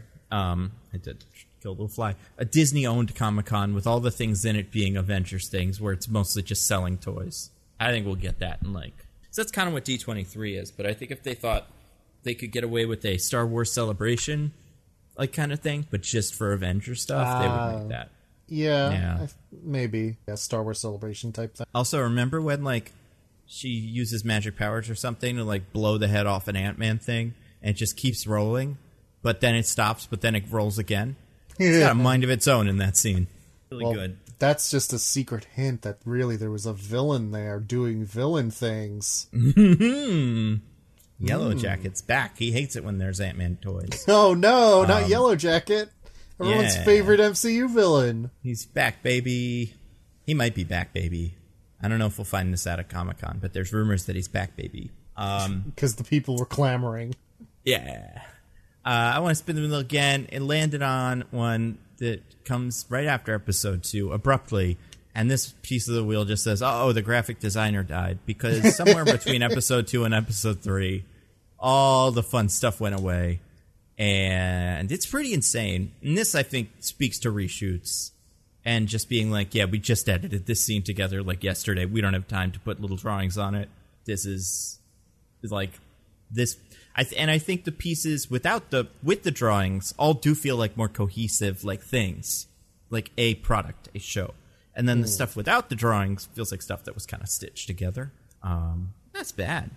Because I like the drawings. They were cool. It was super cool. It was like a really nice way to differentiate Ms. Marvel stylistically from the other shows. It had its own thing going on that, like, also, you know, showed her imagination and her creativity, like, as part of the visual language of the show, not just telling us that she is creative and imaginative. Yeah. So, yeah, it was really cool in those first 2 episodes. I loved it, and then it shows up 3 more times after that, which is... One in episode 3, there's a text message between her and Kamran at one point. It doesn't even actually especially nice looking. They just put the text messages up on screen. Mm-hmm. Episode 4, she gets a text from the Red Dagger that shows up on screen and looks kind of nice. Is that from Red Dagger? Yeah, the one telling her to come hang out. I guess there's also, they show some texts from Nakia at the start of that episode. Yeah, I was going to say, I'm pretty sure she gets one from Nakia. And then at the end, when she's outlining the plan in the school, there's a bunch of drawings and stuff that are illustrating it. And that's kind of nice. Yeah. Other than those 4 things, 3 of which are just text messages being on screen, there's nothing else after the second episode. Yeah, it's wild. There's even some cool shots in the first and second episode where, like, you know, the camera does an interesting thing, and those are all gone by the end of the second episode. Like, there's some stuff that's, I guess, not bad in some of the ways that some of the fights are filmed, although there's a lot of other bits where it is bad. But, like, there's nothing even close to as interesting, technically, as, like, the scene where she sits down backwards on the chair and the camera follows her, you know, like, through the thing. Yeah. Like, or the bit where they're driving... like trying to catch the bus and like doing all kinds of cool shit in their imagination. I don't know. It's definitely a reshoot thing. It's a bummer. It always sucks when you can like tell. There's other stuff that gets reshot and you just never find out. Sometimes you do. Yeah, I feel like part of the problems with all these Disney Plus shows is they need to just like commit to doing something. Yeah. It feels like so many of the problem is they start doing something, and they're like, no, never mind, let's do another thing. And then there's reshoots and re-edits, and it gets like chopped to hell. And then you can tell when the show just falls apart. Yeah. It's almost like a certain cut of a certain something, like, is the ultimate lesson of like, hey, don't just let them do the thing and then be done. Because the more you edit it and try to make it into a different movie and stuff, the more it still isn't going to work. It'll just make awful people mad at you on Twitter. Yeah, and then sometimes the end product will be in 4:3 for some reason. Oh, to preserve the director's intent. Whoever directed these shows, who is, I don't know. I already closed the window. I don't remember. Speaking of directors, I want to talk about something that has everything to do with the director. But the next thing on the wheel is, Diggins, have you ever seen the movie Pootie Tang before? Is this a thing people remember? I can't say that I have, no. You never seen Pootie Tang? Oh, it's pretty funny. It's like, so I want to say it was directed by Chris Rockwell. That might be wrong. I think he wrote it, though. It came out in the 90s, like late 90s, maybe early 2000s even. Let's see. 2001, written and directed by Louis C.K. Ooh. Oh, shoot. I was way off. Okay, well, there you go. Well, so, it's based on a sketch from the Chris Rock Show. Okay, yeah, there you go. I knew, and he is in it, but I think if you look at the post, you can kind of tell where I'm going with this. One of Pootie Tang's signature... So Pootie Tang, it's a movie, it's kind of like a fake blaxploitation movie about a hero who is a rapper and fights, I don't even remember, but like fights the man. And he raps, but he doesn't, or it's not even a rapper, it's like an R&B singer. It doesn't matter because he doesn't make any sounds. He just opens his mouth and kind of pretends to sing. And some people can hear it and some people can't. And like all the white people in it are like, why is there any music? And everybody else is like, Pootie Tang, this is a banger, way to go. Kind of like the Polar Express little jingly things. Anyway, one of the other things interesting about Pootie Tang is he fights using his belt like a whip. He says Sarate and whips it off and then just beats you to death with it. There's a villain in this who also fights with a belt like a whip. And every time he came on screen, I was like, Pootie's back, baby. It's Pootie Tang time. But apparently Pootie Tang doesn't have the cultural footprint I expected it to, because no one had ever heard of that before either.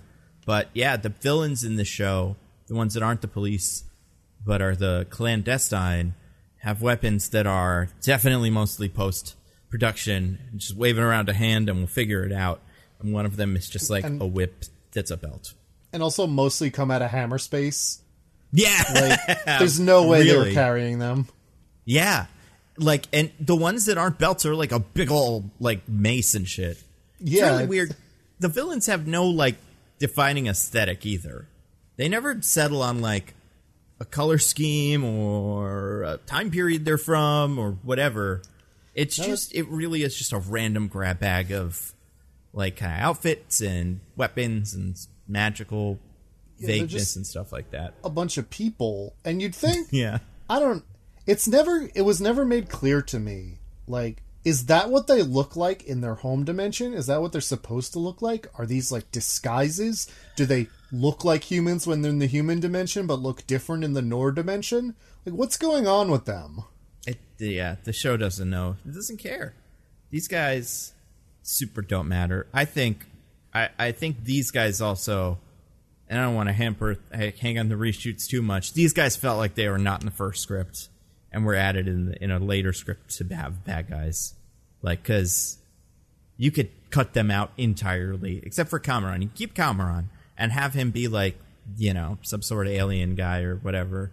Like, because we find out they are from a different dimension, but the same universe, but their dimension, like, is bleeding into our dimension or something. It, like, overlaps with our own, but doesn't intersect with it. Yeah. Because these guys they just look like people. There's one bit where Kamala goes to the Noor dimension. First time she puts the bangle on, she like does a little falls backwards into what is like an evil purple dimension with some shadow figures. But besides that, we don't get to look at these guys outside of just looking like guys. And that's pretty weird. It's not good. They should not be in it. No, they shouldn't be. It's very bad. And that scene where they fight her is not good either, where they like are just whipping belt at her in the wedding. Does not look great. And another thing about why this feels like season 2 is like, so episode 2 is like the first time she does a superhero thing, and she's kind of like tentative and not that great about it and almost screws it up, which I really liked. I was like, it's the first time she's doing this. Of course she's not great at it right away. And it's a fun scene. It's a fun scene, and she even like messes it up a little because she starts hot dogging. So you're like, she's got to learn to do it to do good things and not to be popular or whatever. That's a theme. Yeah. Doesn't come up again, but it is a she theme. Reflected on that on the plane ride over or something. Got development.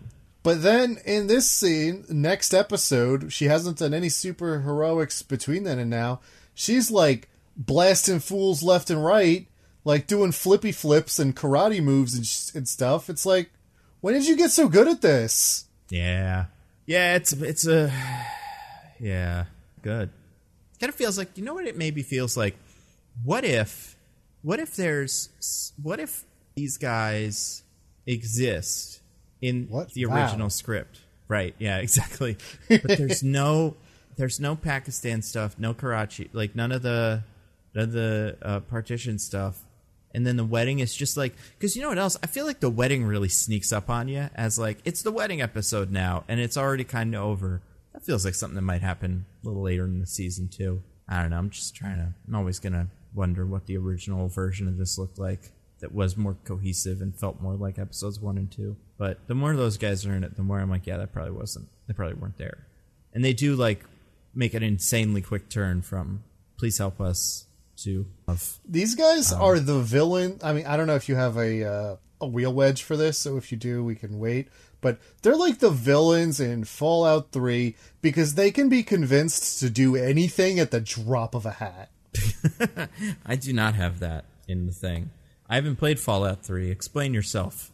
So Fallout 3 is just... so Fallout games usually have a way to talk the main villain down at the end. In the other games, it usually involves learning specific information, passing some really hard checks, and like your character is couching an argument in terms that fit with the moral framework the villain is operating under. Like, the first one is you have to provide irrefutable evidence that his plan will not work. In New Vegas, you have to convince him not that invading and killing a bunch of people is wrong, but that if you invade and take over New Vegas, then like you'll stretch your supply lines thin and you'll end up losing the rest of your empire. You know? Like, you have to tell them things that they would understand and believe. In Fallout 3, you basically go up to the bad guys and pass one speech check that's like, don't do the bad thing. And they go, you're right, I shouldn't do the bad thing. I will do the good thing instead. Now I like it. Now it's pretty cool. Yeah. And that's what these guys feel like, because they're super impatient. Like, Kamala is, like you said in your summary, at one point it's like, give me 10 minutes to think about this. And they're like, no, time to kill her. Yeah, it's pretty wild.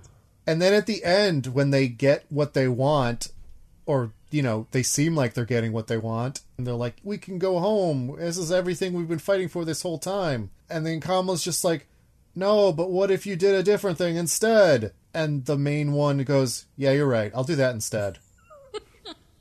Yeah, I mean, it's super weird, too, how, like, the whole thing for them is, like, we just want to open the portal to the Noor Dimension, which you can do with the bangle, but also maybe it'll just become open anyway, and then we'll all go home. And Kamala and Bruno have a conversation where he's like, that might destroy the whole planet, and then the Red Dagger Society confirms that it is dangerous to open up a portal to the Noor Dimension. Sure. You kind of assume that they are right about the being able to go home part. They're just, like, bad guys, so it's not good. But they're also super wrong about that, and whenever they try to cross over to the portal, they all explode. It's so weird how much these guys are both, like, not even close to being right, and also super pushy about what they want. Because, like, they're not, even though, like, they're like, oh, we need this to go home. No, you don't. Who told you that? That's wrong. You're like, maybe just take a second and figure this out, but...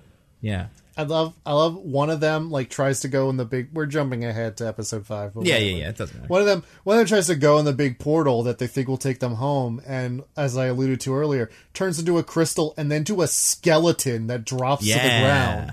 And the other one looks at this skeleton on the floor and is like, that'll work for me though. Yeah, it's like, it's Tobias. It destroys everyone else's marriage, but I think we might have a chance. Yeah. I feel like it's weird too, and I will, I'll save this for later because I do want to get to the next thing that I spun the wheel. It landed on Red Daggers Ex Machina because we're pretty much there. Let's talk about the Red Dagger Society or whatever the fuck they're called. That's pretty something, huh? They were definitely in early drafts. No way, they weren't. So integral to the plot. One of them lives, and then sadly dies. Remember that? Where were you? Do you remember where you were when you saw that what's his name died from Red Dagger Club? Very sad. I think Waleed is his name. Yeah, I think you're right. I remember seeing that actor do interviews and was like really excited. And I always see that. And then when this happens, I get so embarrassed kind of. Like, they knew.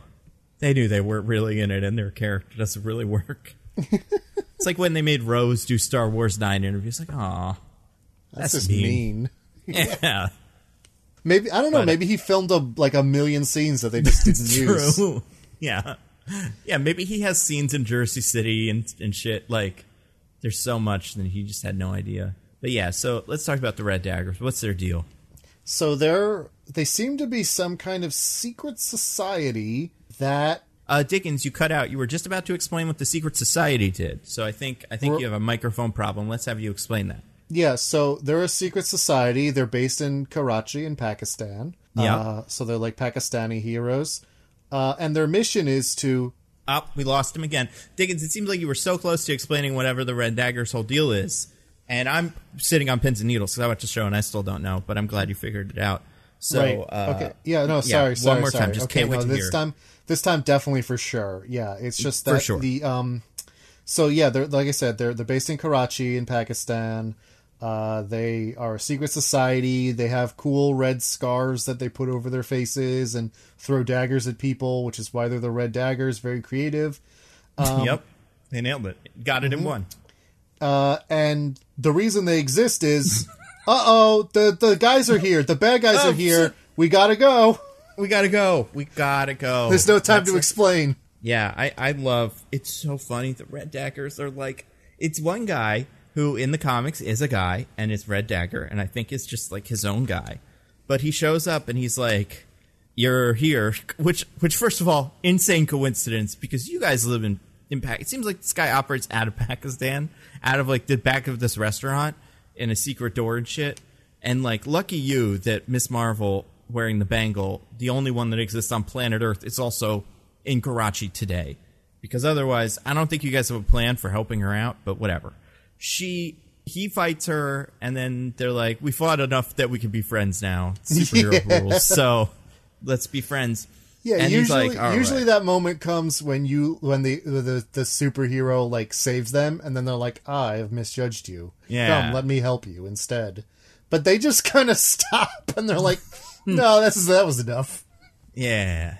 And then he's like, all right, so here's the deal. First of all, I don't like this character. And not that I don't like him.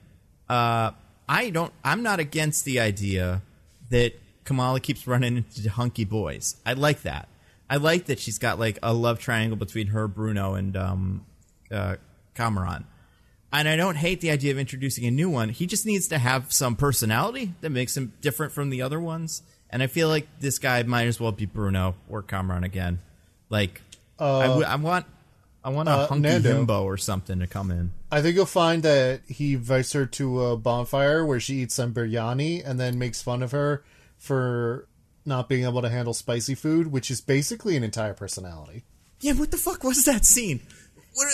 Red Dagger Society? Are those people in the Red Dagger Society too? I think they're just his friends. I think he's just like, hey, come hang out with my friends.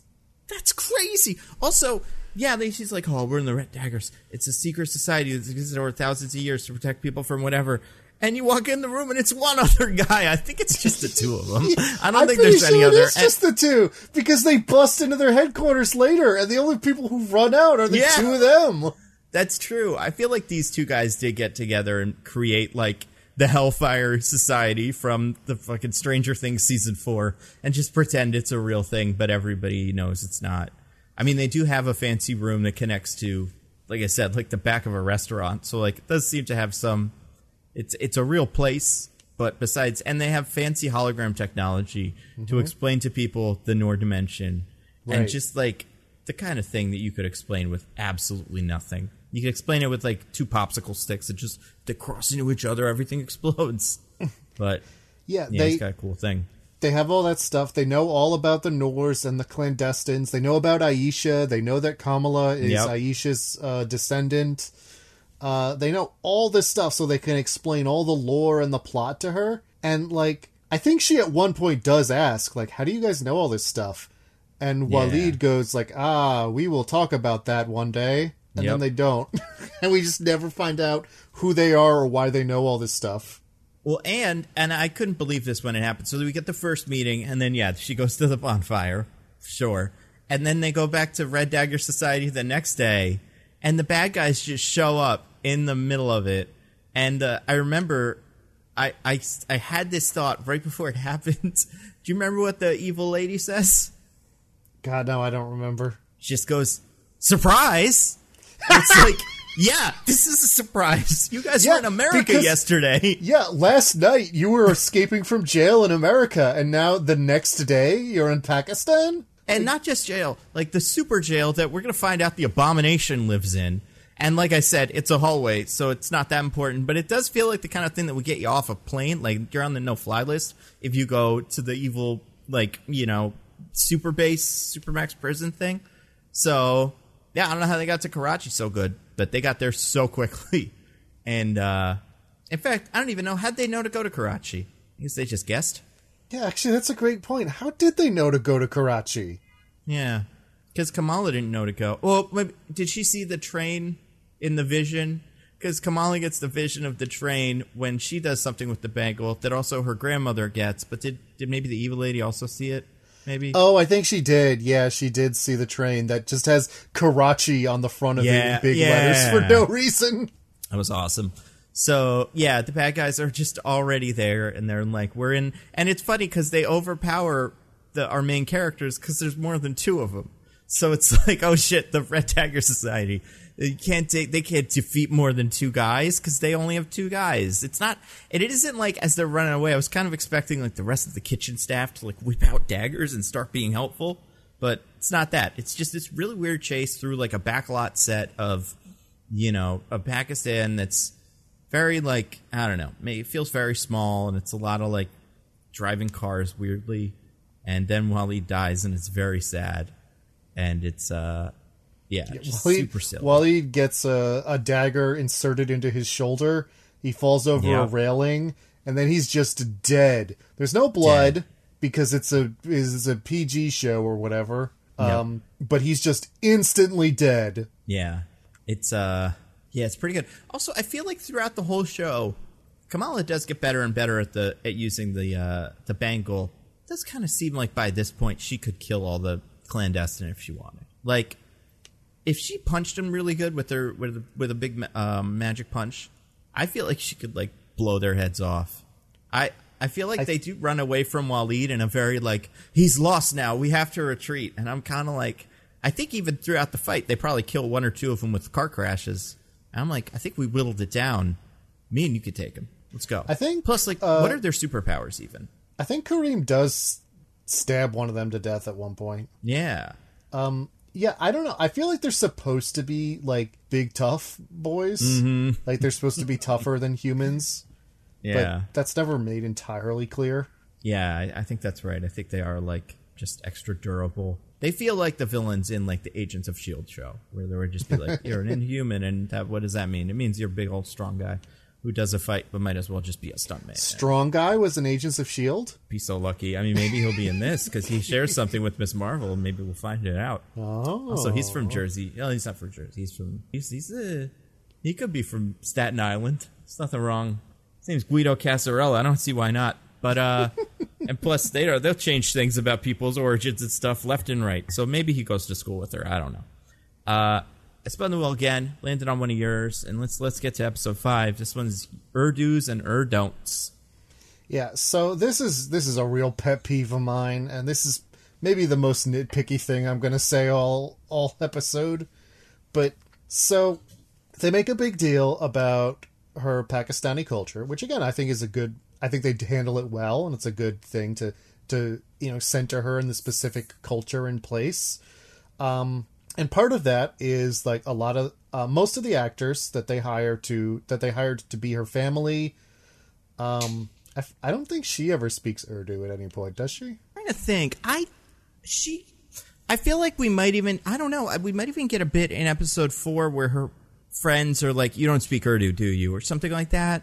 Does that happen? I mean, it's very common in stories like this for the first generation child to not speak the language very well. Right, because they have like a name for her, right? Like there's like some sort of pejorative like acronym for like people that aren't from here. Yeah. I forget exactly what it is. But no, a lot of the family members speak Urdu. The mom and dad speak Urdu to each other at certain points. Great. Love it.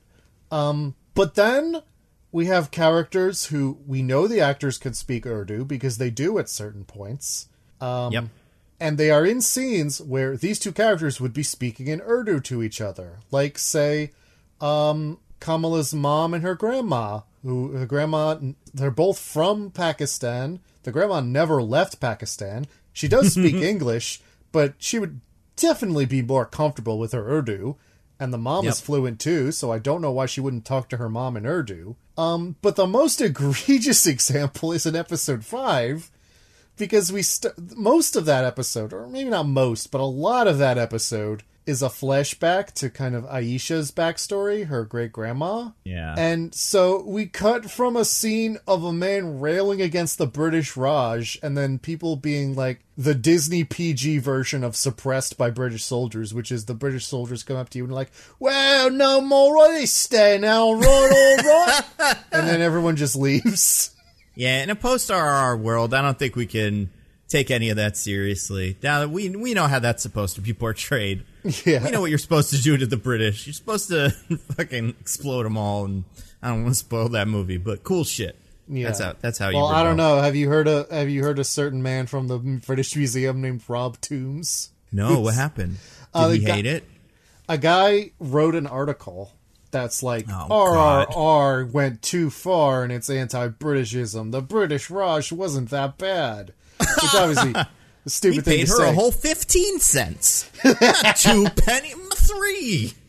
Ungratefuls. The really funny thing about it is he's a man from the British Museum defending British colonialism, and his name is Rob Toombs. Oh, man. Yeah, that's good. That's really good.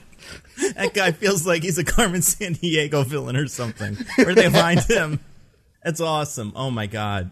Yeah, that's really funny. So, anyway, yeah, so we have this scene where... Hold on. The part where Ray Stevenson gets thrown out of the thing, out of the Jeep, and then jumps in the air and grabs the gun and shoots the guy, do you think he was watching it and he went, this part's not too bad? This is the most accurate part of the movie. Yeah, I've heard about this part, actually. I'm glad they decided to capture it on screen. But yeah, no, it's...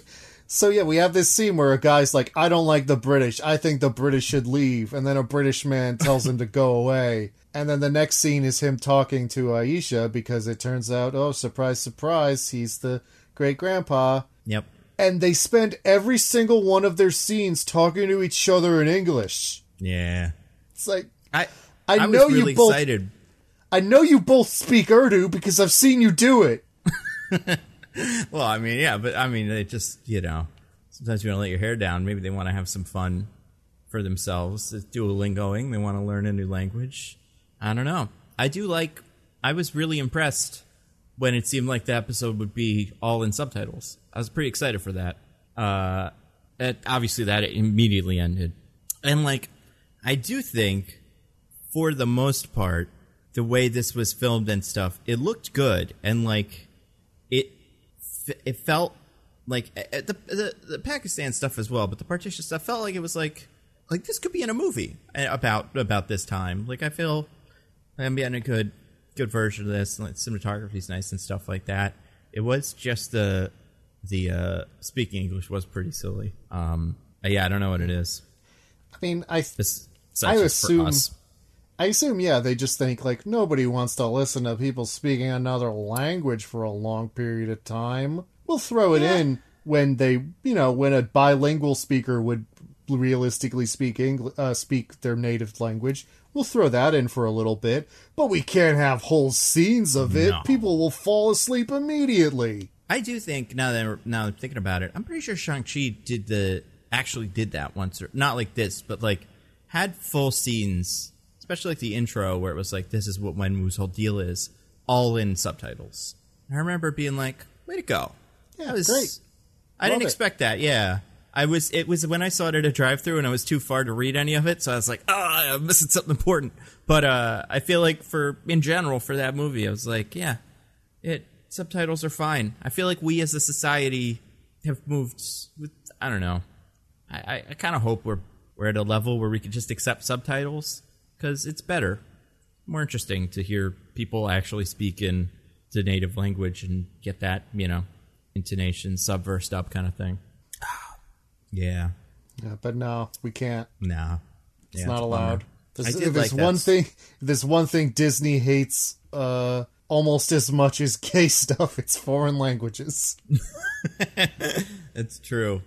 I did like the story when it was just kind of these two people in, I guess, Pakistan at the time, India, I guess, or whatever, doing their thing. They would have been in modern day India because they had to leave during the partition, right? Right. Yeah. Right. I can't remember. Well, yes, that's definitely true. what's the story with like it gets the whole country of India before, I don't know, I'll Google this later. It's not super important, but I was going to say the entire British controlled region was divided into 3 different countries. Yeah. Bangladesh and Pakistan were made as like Muslim majority countries that were supposed to be like a Muslim country, so all the Muslims in there could go live there if they wanted. Yeah, there you go. As you might imagine, that resulted in some prejudices that are still going on. I mean, obviously, Hindus and Muslims had, conflicts and prejudices against each other before the British got involved, but the British certainly didn't help. No. I mean, if Rob was there, he probably would have sorted it all out. But he was busy writing articles. I was going to say, I did like that story when it was just kind of these 2 people that were like on the run and having trouble with like their, the partition stuff. And then fucking the bad guy showed up and I was like, ugh, you're in this part too? Of course you are. And I didn't care for her as much.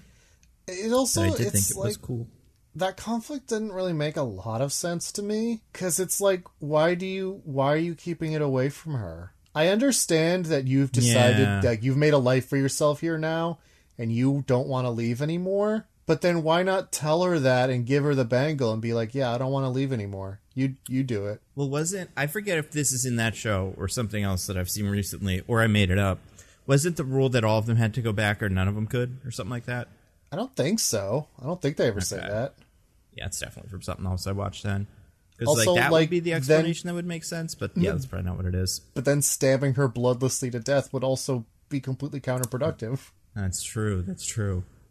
So yeah, I don't understand. Like, I understand the like thematic thing they're doing here, where it's like Kamala is Pakistani American, and her family has made a home of this place that they are not originally from, and that is something that these guys refuse to do. They've been here for over 100 years, and they're still just obsessed about going home and don't want to make a home out of the place that they are, etc., etc., etc. I get the idea, but it's just dramatized so poorly because, like, they're crazy murderers about it instantly and for no reason. Yeah. Yeah. I wonder, have you ever seen... I was thinking about this, because I believe I mean, like, the internet managed to find Iman Vellani's Letterboxd account, because she has one, because she's, a young person on the internet and stuff. She's a Zoomer. Yeah. I wonder if she, like, has these thoughts as well, She's like, that character wasn't very good. That's not what it's like in the comics. And it's got to be interesting. I wonder how many of the people that made Miss Marvel watch it and go, like, that actually wasn't that good, that part. Or if they're all like, that was incredible, I was in it, I loved it. I don't know. I mean, I'm sure Iman Vellani has thoughts, but if she expresses any of them publicly, she will be instantly beheaded by Kevin Feige. That's a good point, yeah. I feel like, he'll send Ezra Miller. That'll be the last step. No. Yeah. Wait, are you saying Ezra Miller is an op by Marvel to ruin the DCEU? That's right. It's the only thing that makes sense at this point. Why would he be allowed to attack 2 people in Hawaii? Because Kevin Feige gave the Hawaiian authorities a call and was like, "Let him out. Let him keep going. He's got more justice to dole out." All right, spun the wheel again. We're almost at the end. Landed on one of mine. It's just a question. It's what happened to Costume 2. She has the first costume that is the Captain Marvel costume, which I think is great as a superhero costume, that it's just like, that's what she would wear.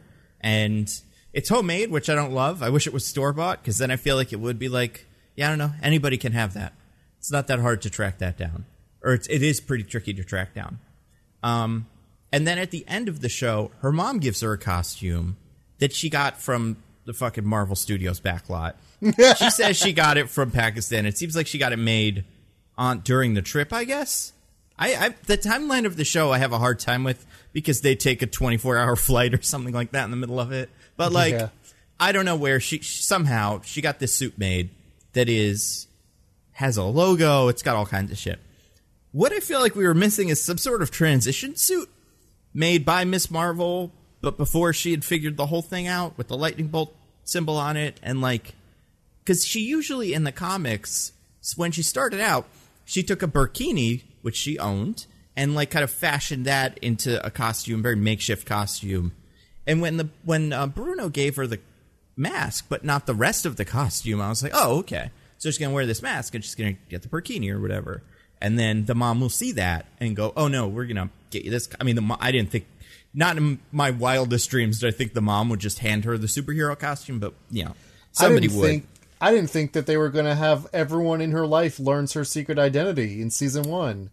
I was like, they've learned the lesson from the Spider-Man, and they're doing a real Spider-Man this.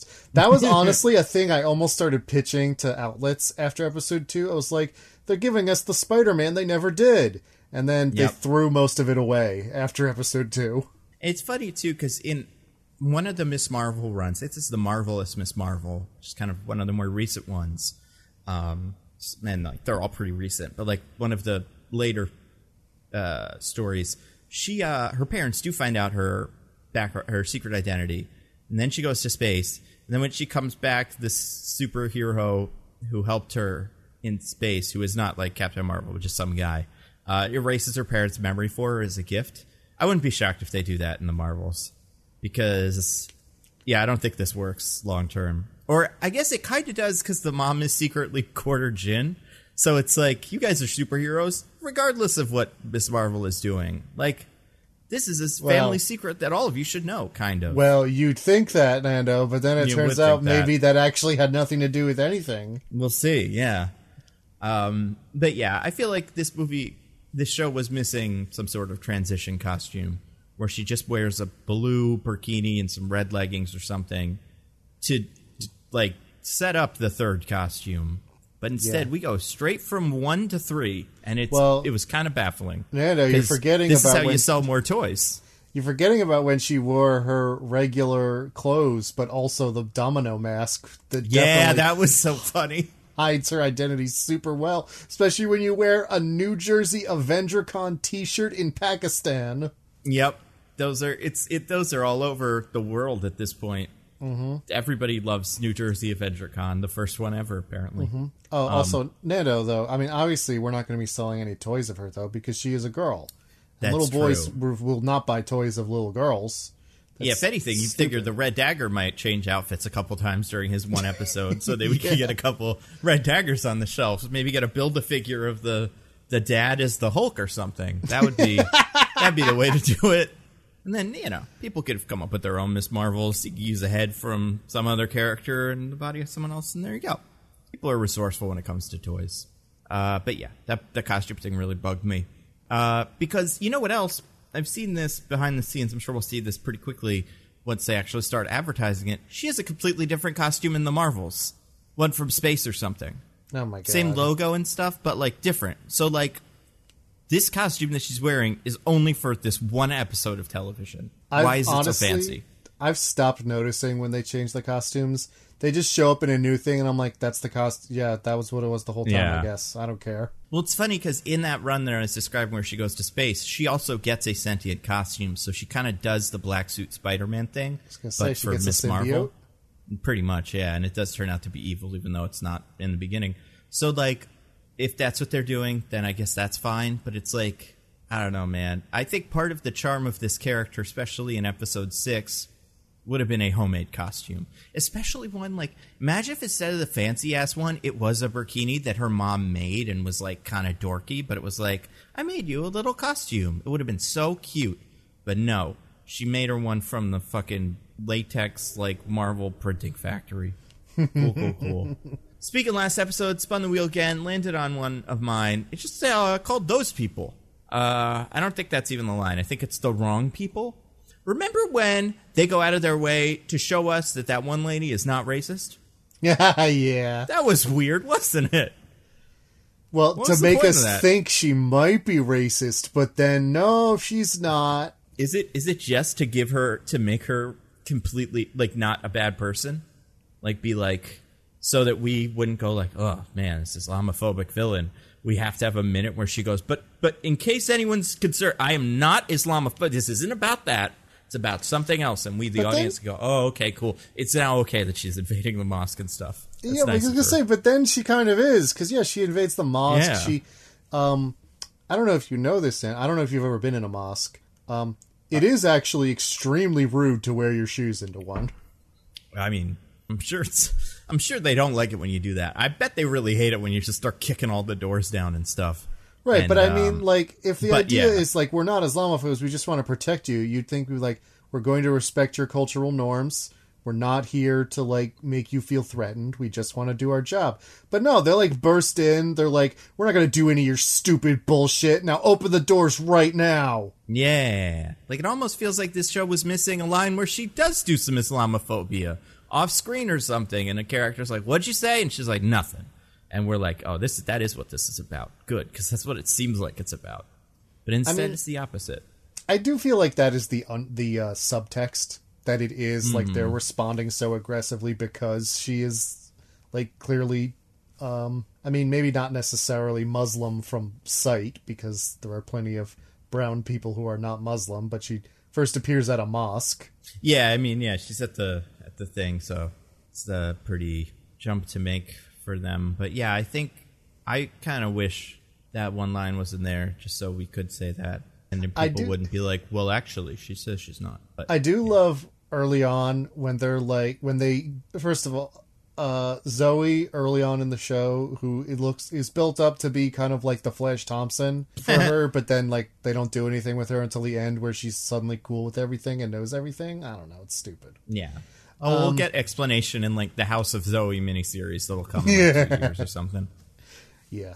But they first of all, they get her to, apparently she can recognize the difference between South Asian and, like, Middle Eastern on site. Yeah. I was wondering about that, good too. for her, I guess. I mean, guess if you grow up in the culture, she's kind of surrounded by it. Yeah, I'm not saying there's no differences. Obviously, there are differences. But she is like a white girl influencer who does TikToks all the time.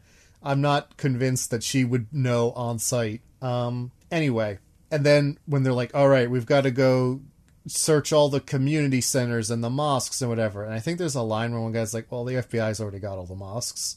Yeah, that's probably what the one guy says, the guy from Succession. Who's here. I think so, yeah. I think he says that. But he's not in this episode. He's on the phone, and he's on speakerphone for some of it.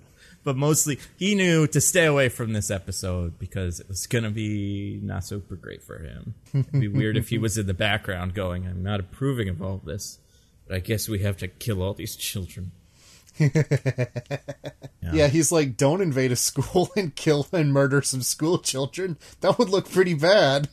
I do think the scene of him at the end where he's like, you're fired because it's bad what you did is adorable. Like, it's just so, like, it feels very like the writers were like, oh, right, we have this guy. Let's see if we can put him in a scene. Have him just yell at somebody over the phone, and we don't really have to see it, but, like, we know what happened. And then they get back, and he's like, since I called you, the police union talked to me, and it turns out not only are you not fired, but you're getting a medal. Yeah, I loved when the police seemed like they were going to help the community, but then just didn't. Yeah. Remember that? They were like, hey, don't do something. And the DOCD guys are like, no, we're going to do it anyway. And they're like, well, we tried. Yeah. That was pretty cool. DODC, excuse me. Yeah. Yeah, I mean, like, and listen, to be fair to the damage control people, this Cameron situation is not great. Like, we have this kid walking around who's just going to explode or something. And he's taking some sort of Jersey City subway, which I don't know where the fuck he's supposed to be. But I guess he's taking the path. He's going him to, like, yeah, it would have to be the path, right? Because, right? says, so Bruno is like, we got to get off before Penn Station because they're gonna be there. And it's like, the path doesn't go to Penn Station. It goes near it. Yeah. It goes pretty near it, just like a block away, but it doesn't go directly there. And also, this is not a path. Like, the path doesn't look like that. That's clearly an NYC subway. I have a feeling, I've never heard anyone call it that. I feel like everybody says 33rd. You know, when you're talking about that station, nobody calls it Penn Station. Because you're right, it doesn't go into Penn Station. It goes somewhere else. It just lets you off in the middle of the street. Mall reason. But yeah, I didn't love that. But yeah, that scene where he's on the train and he's like causing big explosions. Maybe don't like shoot him with the big giant machine gun things, and definitely don't shoot him with the actual just machine guns. But this is something we have to figure out. Got to do something. I do think it's crazy that they have the drones that Mysterio uses in the other Spider-Man movie. Where did they find those? Does just everyone have them now? Can you buy them at a fucking Sharper Image? Like, where was he when that happened? London? Yeah. And they all exploded. Like, Spider-Man blew every single one of them up. They're not...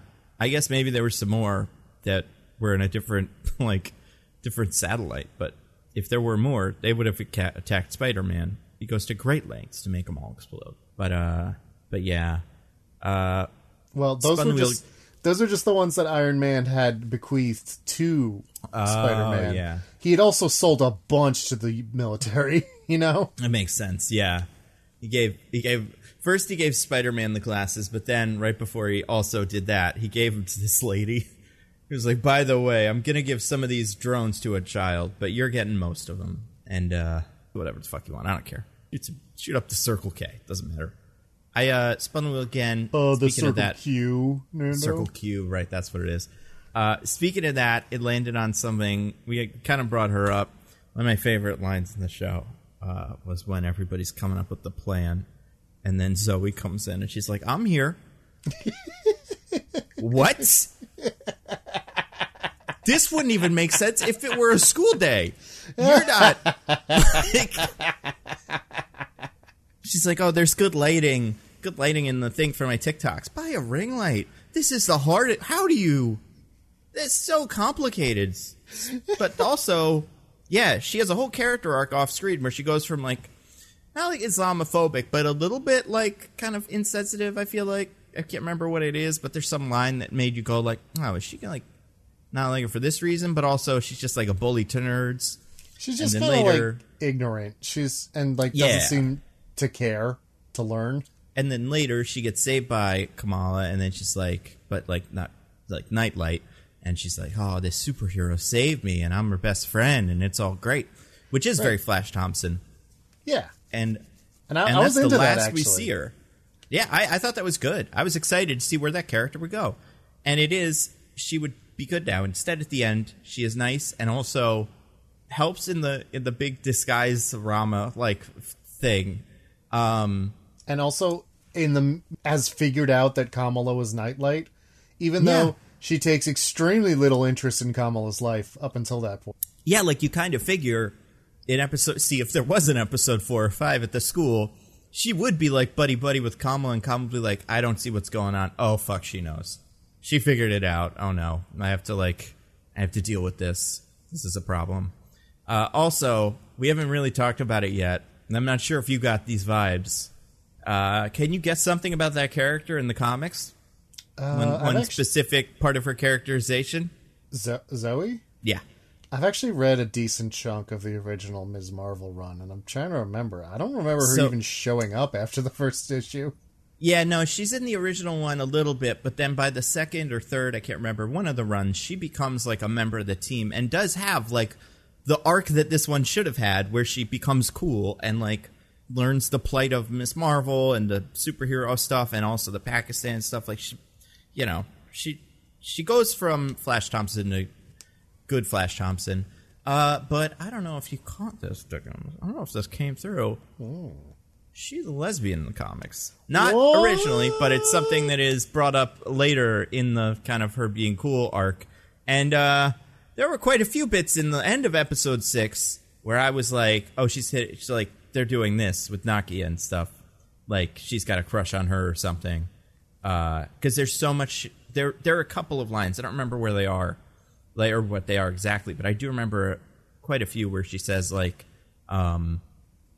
I know what it's like to have to hide something of yourself or something like that. So I wasn't sure if the show would have Disney's first openly gay character, but it turns out it does. And it took until episode 6 for her to show up, and that is even more Disney's first openly gay character than before. Yeah, they just totally yada yada yada over it, and I didn't like it. It was fine. I mean, the fact that she's part of the finale is insane, but it is fully insane that any of the rest of them are there after episode 5. This feels really small scale. Like I said, throwing softballs at the police after you go back in time and turn all the bad guys into skeletons. Just not the right finale. What did you think of the finale? Episode 6.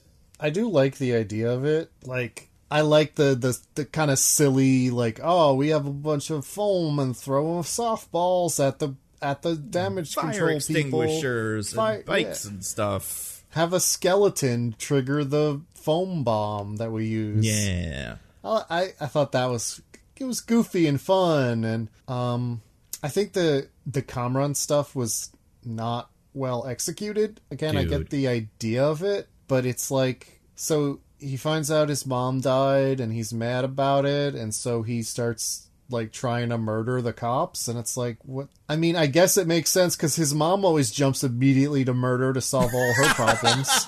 So maybe that he's just inherited that. But it's like, it's weird, and it doesn't entirely work as like what the problem is for me. And then also, I feel like the community rallying around Ms. Marvel part of it would have worked a lot better for me if she had spent the whole season being a Jersey City superhero who goes around solving Jersey City problems. Yeah. Because then it would make a lot more sense to me that they'd be like, hey, no, she's our Jersey City superhero. You can't take her away. You know? Yeah, like they needed that montage where Spider-Man solves a bunch of, like, saves people and stuff. And then Jim Norton is like, I don't like him. And then everybody else is like, he's hot. And we need a little bit more of her being a friendly neighborhood Miss Marvel. Yeah. To justify that. It's just like, it's the finale to season 1, which I like season 1 a lot better than season 2, so I like it, like overall, but it feels weird coming right off the heels of season 2. And yeah, all the stuff that does intersect with season 2, like Kamran, suffers because that stuff is so poorly drawn. Yeah, there's some real weird ADR in episode 6 where, like, there's one thing where she shared on Twitter. It's a scene where they're running down a hallway, but they're so far you can't see their mouths, and they're running past things like doors. And Kamala is just like, I'm sorry your mom went into the Noor Dimension and exploded, but it's not my fault. And then he's like, you killed... Like, it's just, like, pretty rough. Like, I could see a version of this where Kamala just wants to fight the cops because they're jerks. And they're mean to the mosque or something. Kamala has to get between him and that. Like, that's interesting. But, no, it's got to be because of the mom stuff. Yeah, it's not good.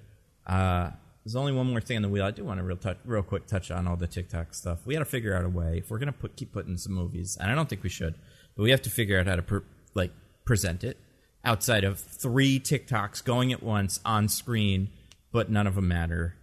And one of them is just some kid doing, like, little, like, you know what I'm talking about? Yes.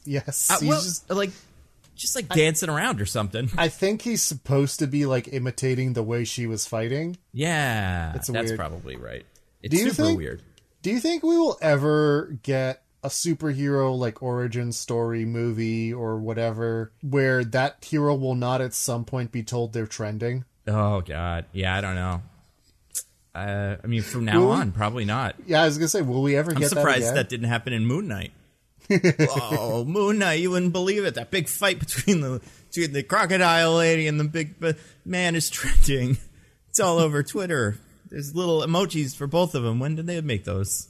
Yeah, I don't know, but it's not good. I mean, I guess part of the charm of her is supposed to be that she is a young person, so I get the idea of wanting to have TikTok in there. I think for me, this bitch just goes on way too long. It's a full minute, and that's a lot. That's a long TikTok. Like, TikToks are supposed to be short, but it's mostly just characters saying the things that, yeah, they probably should have said in the show, in scenes where they interact with Ms. Marvel or something.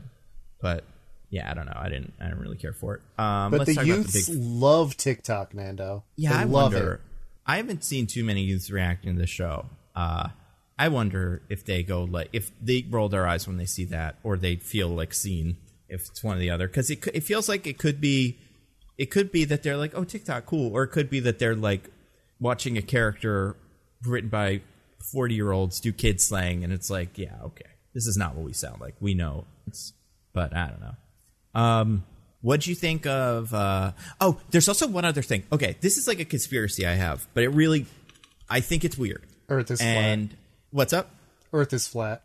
No. Well, I mean, maybe. I haven't done that kind of research on that. But no, this is about Miss Marvel. So episode 6, there's a shot where I believe Bruno is CGI, and they had to add him in later, and or like composited in a really weird way.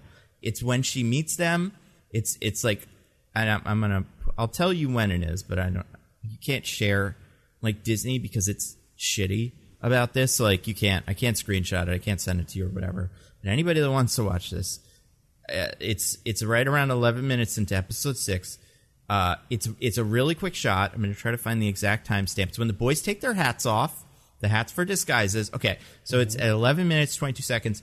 Kamala is like, "Oh, it's our like talking to Bruno," and Bruno's head comes into frame and really just moves in a way that does not look real. I can't describe it, but there's something about it that looks fake, and I don't know what it is, but I'm sick. Like for a second, I thought they added the kid in CGI. They might just have. the back of his head too. It's all you see, but it's just a little thing. Maybe it's how he moves forward and doesn't change. Like I don't know, but this is just my theory. Your game theory. My game theory. Yeah, I spun the wheel again. Last thing, landed on that last thing. We got to talk about it. Speaking of Bruno comes up with an interesting observation. For some reason. By the way, speaking of things that definitely feel like reshoots, remember that one scene in the end of the episode 6 where Bruno decides to go to Caltech and slips a envelope into Kamala's locker, suggesting that he is going to go there without talking to her, and he can't talk to her, so he just puts the envelope in the locker? Yes. Yeah. And we cut to a week later, and they're talking again. Did they forget? Why put that scene in at all? Why put that shot in? Maybe he's like, I'm a big coward and I can't talk to her with my human mouth, so I'll give this letter so she'll find out, but I don't have to say it with my human mouth. Well, right. That makes sense. But then why have them talk the next episode or like the next day? You know what I mean? Like the part where he tells her she's a something presumably takes place after that. So it's like, she opened the letter and she's like, it's okay. Just come talk. We'll talk about it later. Off screen, we'll have this conversation. Maybe resolve this issue. Maybe that was like a Friday afternoon, and this is a weekend. So on Monday, she'll see it. Yeah, that's very smart. I can't imagine what the letter will say because it seems like at that point they know he's going to Caltech. But either way, like is that where it is? Yeah, it is Caltech, but like it's just we think it's just a summer thing, right?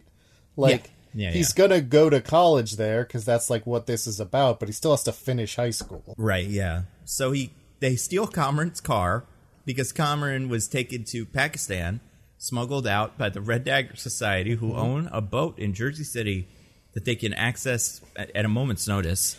I really wish... So he figures out, like, oh, it's the Red Daggers. He's like, I know all about their deal. They hate us on clandestines. I can't trust them. And if I was Kamala, I'd be like, okay, this is very important, and we can discuss this. But first, can you tell me what their deal is? Because nobody ever did. Yeah. Oh, yeah. Their deal... Okay, I'll explain this to you really quick, Kamala. Their deal is, come out with their hands up. Oh, no, it's damage control. We have to go now. Here, I'm going to punch a hole into the secret Jersey City tunnels that you can use to escape to the beach. I mean, we know about them because we're from there, but people that haven't seen them would be like, what? What tunnel? It's the Jersey City tunnels. It's like the Big Dig. Well, no. There's a whole other Jersey City under there people don't know about. Yep. But anyway, they own his car now, which is awesome for them because it's a very expensive car. They should probably use it to like fix up the Circle K that exploded, or Circle Q, I guess. But whatever, they kind of fight over it. And Bruno says, "Hey, I did some more whatever. I Googled your genes more, and I found something." Well, he does say that her brother asked him if he could be a superhero. Because he has the same amount of genes. Right. Which, sure, maybe. Maybe you're a mutant too. It doesn't matter. But he says, like, you have a mutation, which... So is this kid in universe the first person to discover the X gene? This random fucking high schooler? I guess so. With his iPad? Okay, great. So he figures this out, and he's like, there's something else about you. I think we had it all backwards. Something in your genetics, some sort of mutation.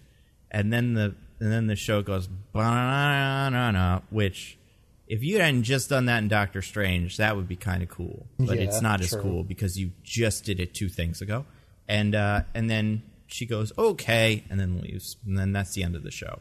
I hate this. I want this to go away forever. I never want to see her on the X-Men. And people that don't know, she's not an X-Men. She's usually an Inhuman, which, when all those people started touching the Noor Dimension and turned into rocks and then skeletons, sometimes that's what happens when people get in contact with Terrigen Mist, but they are not Inhumans. It sometimes kills you, or Terrigen crystals or something like that. It changes a lot. But, like, that would totally make sense for her. And I thought that was what he would say. I thought he would say, you are Inhuman, or New Human, which is what she calls herself, because she's not part of the royal family. It's kind of like a separate designation. But now she's a mutant, so what do you think they're going to do with that? Well, if past post-credit... Well, this isn't technically a post-credit scene, but it's basically a post-credit scene. Yeah, it might as well be a post-credit scene. If past post-credit scenes are any indication, nothing. That's true. That's true. She's going to go hang out with Star Fox and Hercules, the whole crew. And that's what they should do. They should form a post-credit scene Avengers. Yeah, Mordo, Clea, Pangborn is back again in a post-credit scene. They should all work together to fight, I don't know, some villain that's teased in one. I guess they could work together to fight Mordo, the Mordo that's bad. But, yeah, the whole, like, I mean... She definitely, if she shows up on the X-Men, I'll be furious, because whatever, she's taking someone's spot.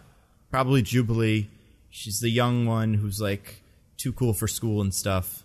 And has there been, like, a turnaround on Jubilee? I remember growing up, everyone hated Jubilee.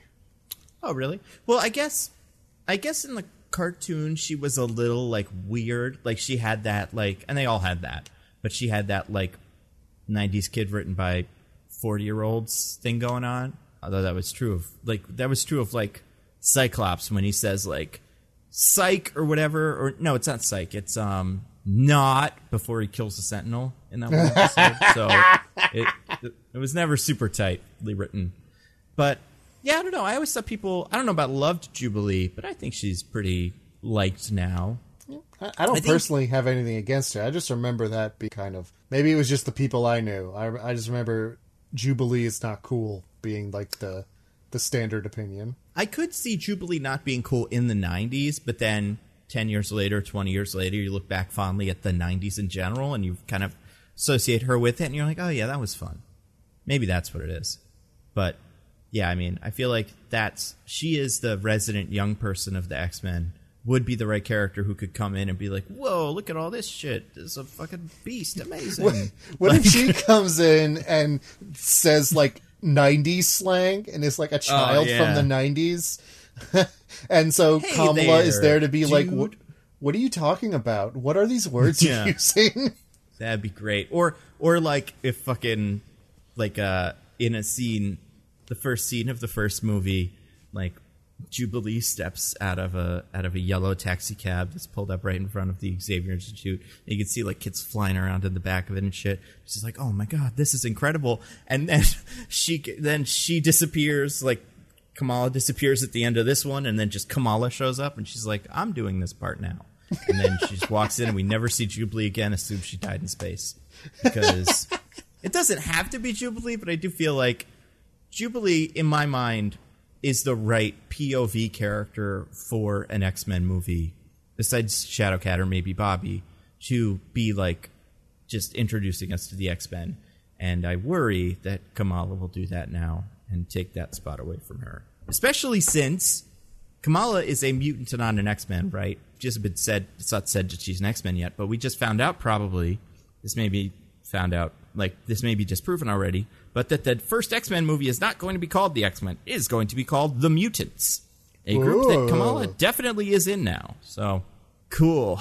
I do hope that, she's not like in the X-Men mutant stuff. Like, we were saying how she kind of is with the Inhumans in the comics. Like, yeah, she is one, but she's not, like, involved in their biz for the most part. Yeah, and whenever she is, it's the worst part. Like, those arcs are probably...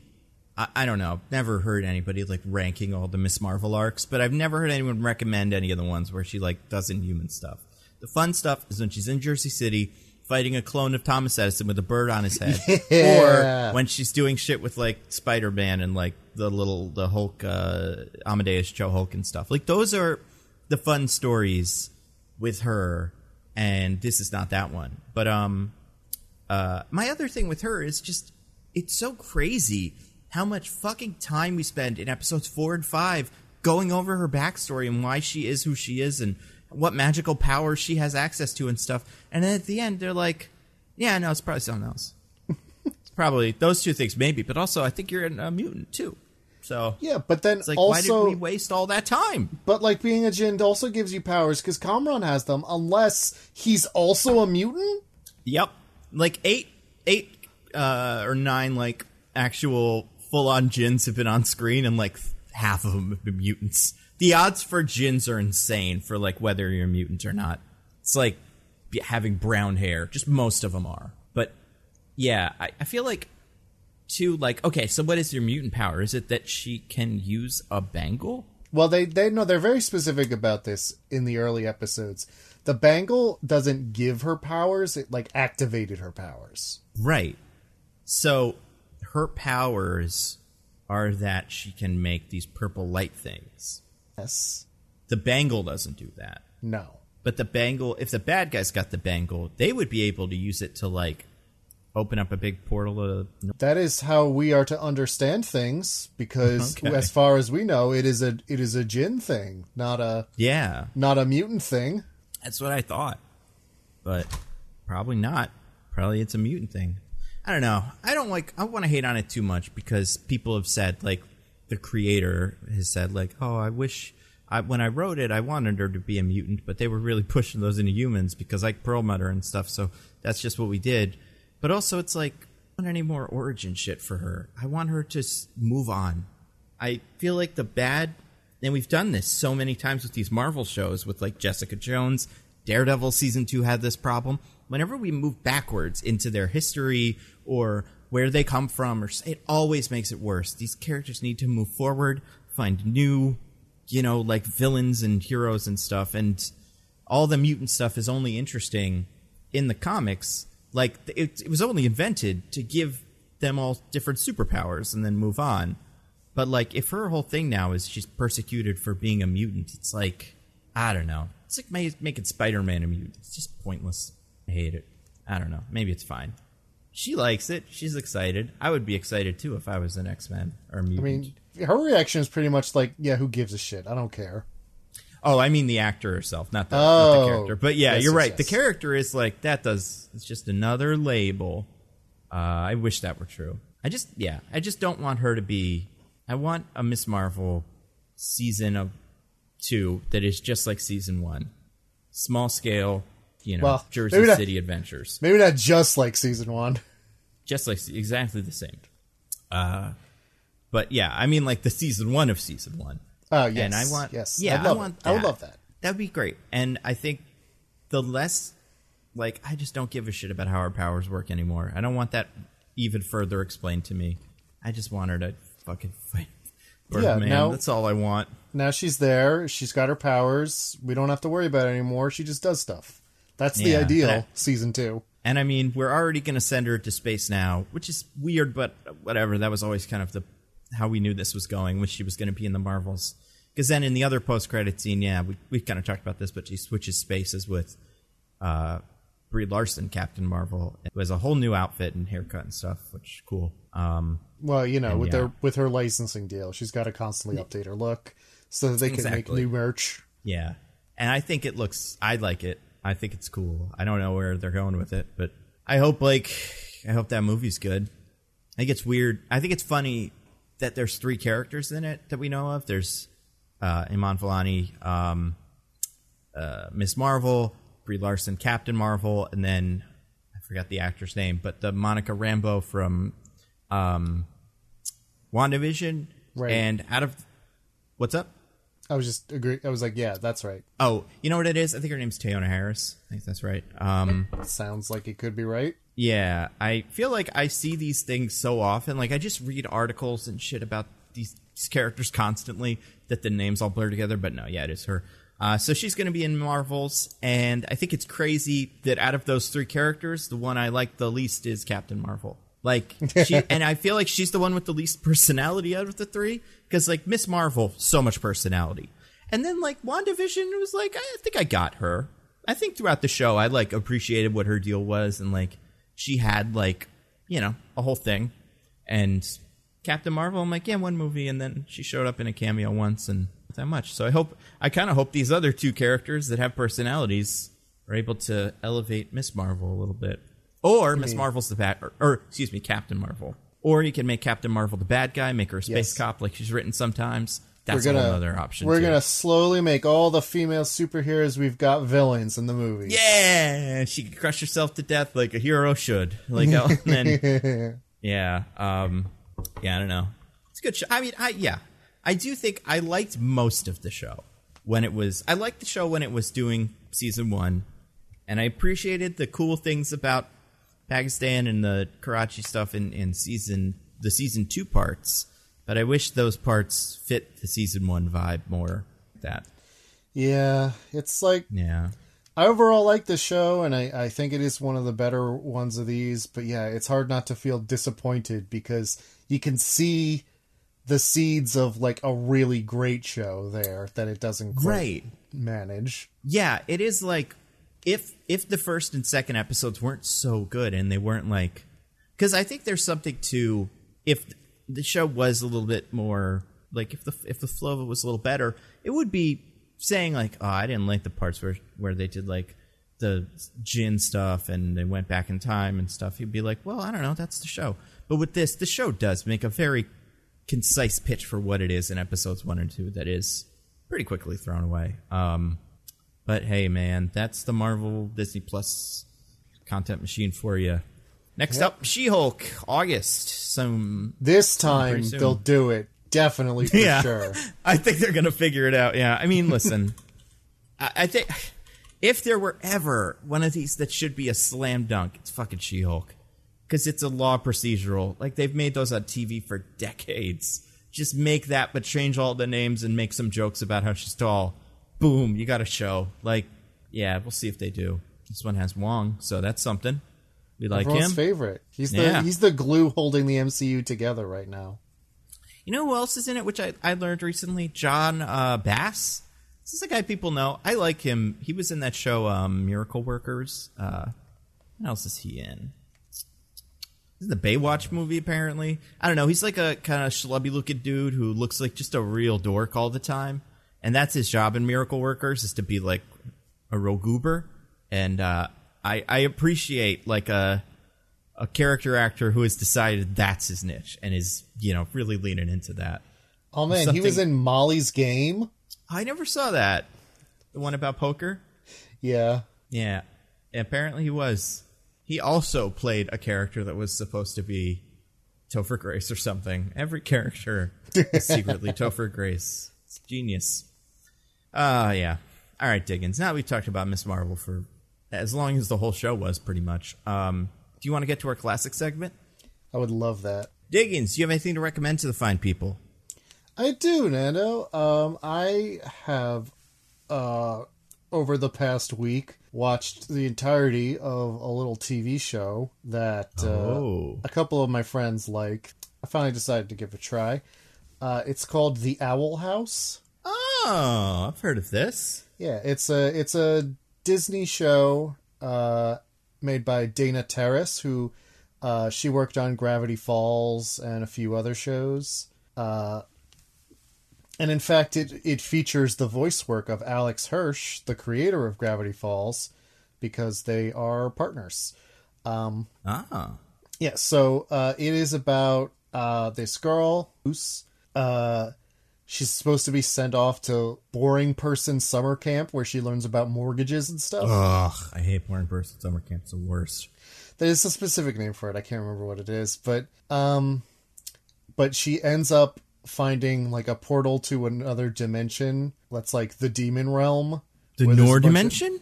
The Noor Dimension, yeah. And then she turns into a crystal skeleton, and then some the people there have powers, but then maybe they don't, and it's mutants, and it's a whole big confusing thing. Yeah, it's the demon realm where there's a bunch of demons and witches. The entire it's like an island that's like the entire island is actually the corpse of this giant titan, and it's his skeleton. And she decides to stay there with Ida, the owl lady, who has the owl house, who is a witch, so she can learn magic from her. Yeah, so it's often a very cute show. I think once it hits its stride in the first season, it's really funny. Besides Ida and Luce, the other main characters are King, who's a little dog demon thing, is voiced by Alex Hirsch, basically doing his Bill Cipher voice for Gravity Falls, who thinks he used to be the massive king of all demons, but also does act like a dog. Like if you scritch his belly, he gets all happy. And then one of the other main characters is Hootie, who is the house, is like an owl thing on the face of the house, who also controls the whole house, and is insane, I guess. He's really funny. I love him. He's my favorite. But yeah, no, I think it gets really funny. In season 2, it gets more serious, I think. Not totally serious. There's still plenty of jokes, but they focus a lot more on the plot, which is because Disney, instead of giving them a third season, gave them 3 44-minute episodes in season 3 to wrap everything up. So you can kind of tell halfway through season 2, they're like, oh shit, we got to go through all the plot now because we don't have a lot left. Which may be because, we don't know this for sure, but maybe because there's a lot of gay stuff in that show, especially for a Disney show. And too many first openly gay characters is too many. It's a lot for people to take in, you know? Yeah. 1, maybe 2, maybe 3 if they're going to talk about them and not show them, but no more, no less. Well, no more. There's I can tell you there's at minimum 2 very openly gay characters on this show. Is one of them the house? Oh God, I wish. Okay. But yeah, no, it's a really fun show. I really enjoyed catching up with it, and it's 2 seasons right now. I think 19 and 21 episodes, but they're 22-minute episodes of a cartoon, so they're not hard to get through. I've been enjoying that a lot lately. What about you, Nando? Do you have anything to recommend to the fine people? So many things. I have 3 things to recommend. I'll start with the easy one. Second season F-Boy Island. It's good. It's very, very, very good. Everything I didn't like about it last season, especially the finale, has been kind of dealt with in a way that's fun. All the guys are idiots. Well, not all of them. A lot of them. It's just they've innovated it, or they've kind of done some things that I was hoping they would do to make it work a little bit more. Recurring characters. It's got everything you want. I don't know if those usually work, but it was very good in this. So F-Boy Island season 2, great. I started watching a little show that I've seen recommended a lot. I only watched the first episode and a half, just because I've been busy, not because I'm not digging it. Called The Bear. Have you seen this, Diggins? Oh, I've had this recommended to me, and I it's on the list. Yeah, pretty much rules. I think everybody that's recommended it is right. It's very Uncut Gemsy in terms of high-stress kitchen.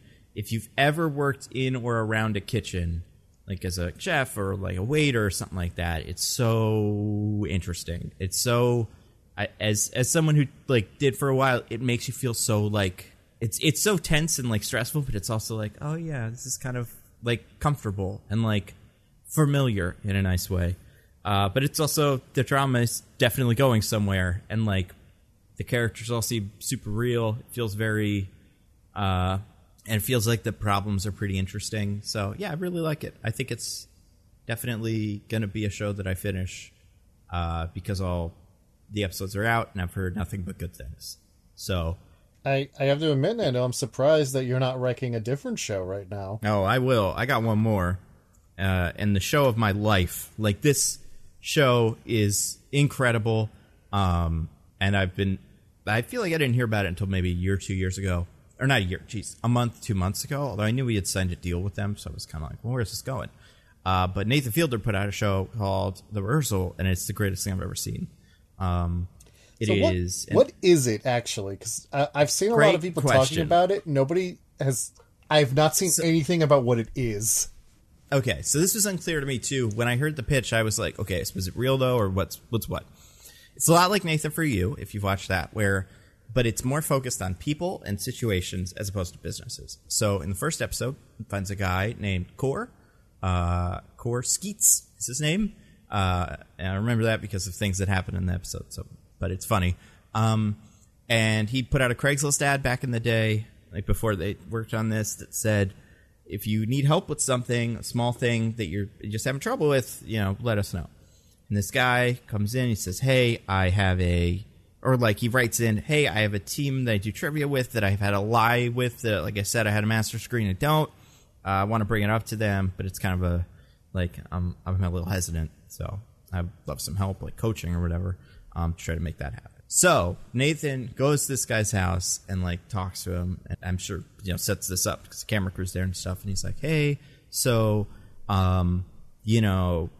have little chit chat, small talk." And then Nathan's like, "So this conversation's going pretty well, right?" And he's like, "Yeah, good," because it's no accident. I have been rehearsing this conversation for the last month, and we built a scale replica of your house. We had people sneak into your house posing as gas company workers to take lots of pictures of it, and we recreated it in a studio. I hired an actor to be you, and we combed your social media and stuff and figured out how you talk, and then we had this conversation where I make all these jokes and I try to be personable and stuff. So I want to do that for you. So it's we'll build a full replica of the place where you're doing this trivia thing, and then we will hire actors that will pretend to be your friends, or the one friend who is the focus of it, and we will coach you by rehearsing this conversation with your friends so that it works well for you. It must cost so much money to make this set. It is an insane set that they make. That is the actual restaurant. It's so cool, but it's also insanely funny because of so many things that Nathan Fielder during the show has also planned as a way to make this easier to do. So he does certain things throughout the show to make the guy open up to him more, and he's and he narrates them, and he's like, and this is why I did, for instance, there's one bit where he takes the guy skeet shooting because he's never skeet shooting. Your name is Skeet, right? And he's like, yeah. And they're shooting, and they're just having some chit chats, and it keeps going, and they're missing it. And he's like, yeah, says this off camera, to us in the what's the word, narration, oh yeah, kind of like that. He's like, so I loaded all of the guns with blanks so that we would all shoot and miss, and that would make us feel bonded. And I could say oh, we really stink at this, huh? And then he would open up to me. So it's all of that, and it's so insane, but also the parts of it that are the most insane, and the reason that I think it really hits and works is actually watching this thing happen that we have spent so much time rehearsing, and this character spent so much time talking about, that is not much. It's just a little conversation with a person. Yeah, it might be stressful to think about, but, it's not he's proposing or something. But you keep watching this and keep watching this, and then the real one happens, and they have, hidden cameras all throughout this bar, and it is so tense, and it's so crazy watching it all play out, and there's, little things that happen that kind of get in the way, and you're like, oh my god, I remember when they planned for this happening, and it's not going right, and it's such an interesting look at people and how they, just interact, and watching people analyze the way they small talk with each other is wild. Some of the ideas that Nathan has to get this thing off the ground are insane. You watch it; it's incredible. There's only one episode out so far, and it's called no, Orange Juice No Pulp, which is what he orders in every rehearsal. From the bar that they're at. So yeah, it's absolutely incredible. I loved Nathan For You, and I think this is better. But I just don't know how they can do it. How they get these people, and how they get these insane sets, it's just so, like, it's crazy looking at this in Miss Marvel and going, like, I think this is harder to make than Miss Marvel. Like, the amount of planning that has to go into this is insane, and they do it, and it's great. I don't know how many episodes there are. It's on HBO. It's phenomenal. This was also, DJ texted both of us, said to recommend this as well because he also co-signs on it. So he wanted to double which is like a very DJ thing to do, recommending something I've already recommended. But yeah, that's extremely DJ. There. Yeah, from beyond the grave too, even because he was bloodlessly stabbed. Oh, yeah, that's right. Yeah. He also liked the show. So I guess they get it in heaven or the Noor Dimension or wherever DJ went. It's unclear. Valhalla. Or Valhalla maybe. Diggins, what are we doing next week? That's a great question, Nando. We discussed a couple possibilities, but I don't think we've settled on anything. Yeah, right now we're waffling between Nope and Gray Man. Those are the big two. I don't know. I mean, I'm excited for Nope. I'm not sure it'll be a great nitpick. Yeah. I guess we'll see. Yeah, I'm worried that it will be just like a good movie that we go, that was good. But I'm also worried that Gray Man will be boring. So I don't know which is worse. If people have opinions, because I'm going to try to put this out like the day after we record it. People have opinions. Please tweet us which one you want, because we do not have a strong feelings right now. But Diggins. Yeah. Do you have anything to plug? I do. So I have my newsletter, alittleperspective.substack.com, and I stream sometimes at twitch.tv/thisisanOddName. I think I talked about it more at length last week, but there's a little project called Ballads of the Distant Reaches, which you can find on Twitter at Distant Reaches, or you can go to their website, which is distantreaches.com, and check it out. It's a cool little writing project, and maybe some familiar faces will show up at some point. Who knows? Kamran? Yep, Kamran. Is he going to be there? Yep, he's going to be. He. They've got him to write a story for it. It's crazy. Awesome. What about you, Nando? Anything to plug? No, just videos and stuff. I just put out my X-Men casting, like Rogue and all them. What I called the Next Generation video that went out like last week, though. And then I made the Patreon video casting the Excalibur characters. That was good. I'm interested to see if any of that actually comes into play during Comic-Con. Not that I think we'll get, I don't think we'll get an Excalibur movie. Although I could see a Captain Britain movie get announced. But if we do get The Mutants, title, what does that mean? Do they tell us what mutants are in it? Do they cast any of them? We haven't even gotten to Fantastic Four, though, so I doubt we'll get casting for X-Men. I don't even think we're going to get casting for Fantastic Four in this one. That'll probably be waiting until Disney 23. But I might be on Twitter, twitter.com/NandoVMovies, just like reacting to stuff during Comic-Con, Saturday, Friday, during like the big, the big conferences and stuff. So that'll be interesting. But beyond that, no, I've got a video I'm working on now that's a pitch for The Batman 2. I think it's fun. And I'm working on my next big casting video is going to be casting the Robins, / like the Bat family, because like Stephanie Brown was like a Robin, but nobody calls her that. And then Cassie Kane, I don't think was ever a Robin. I think she went straight from Batgirl to whatever she's called now. I don't know. It's crazy to me that there is a Kate Kane, Kane, and she is Batwoman, always has been. And then they wanted to introduce another character to be Batgirl, and that character is Cassandra Cain, spelled Cain, and that's a totally different guy. Like, they're not related. It's just a coincidence that the Bat family has two women, last name Kane. Very weird. But yeah, I'm going to do the one that's a ninja, not the one that's with the red hair. So yeah, look for all of those on my YouTube channel. Yeah, until next week, I've been at Nando V Movies on Twitter. And I'm at This Is an Odd Name. Goodbye, everybody. Goodbye. Bye. We love you.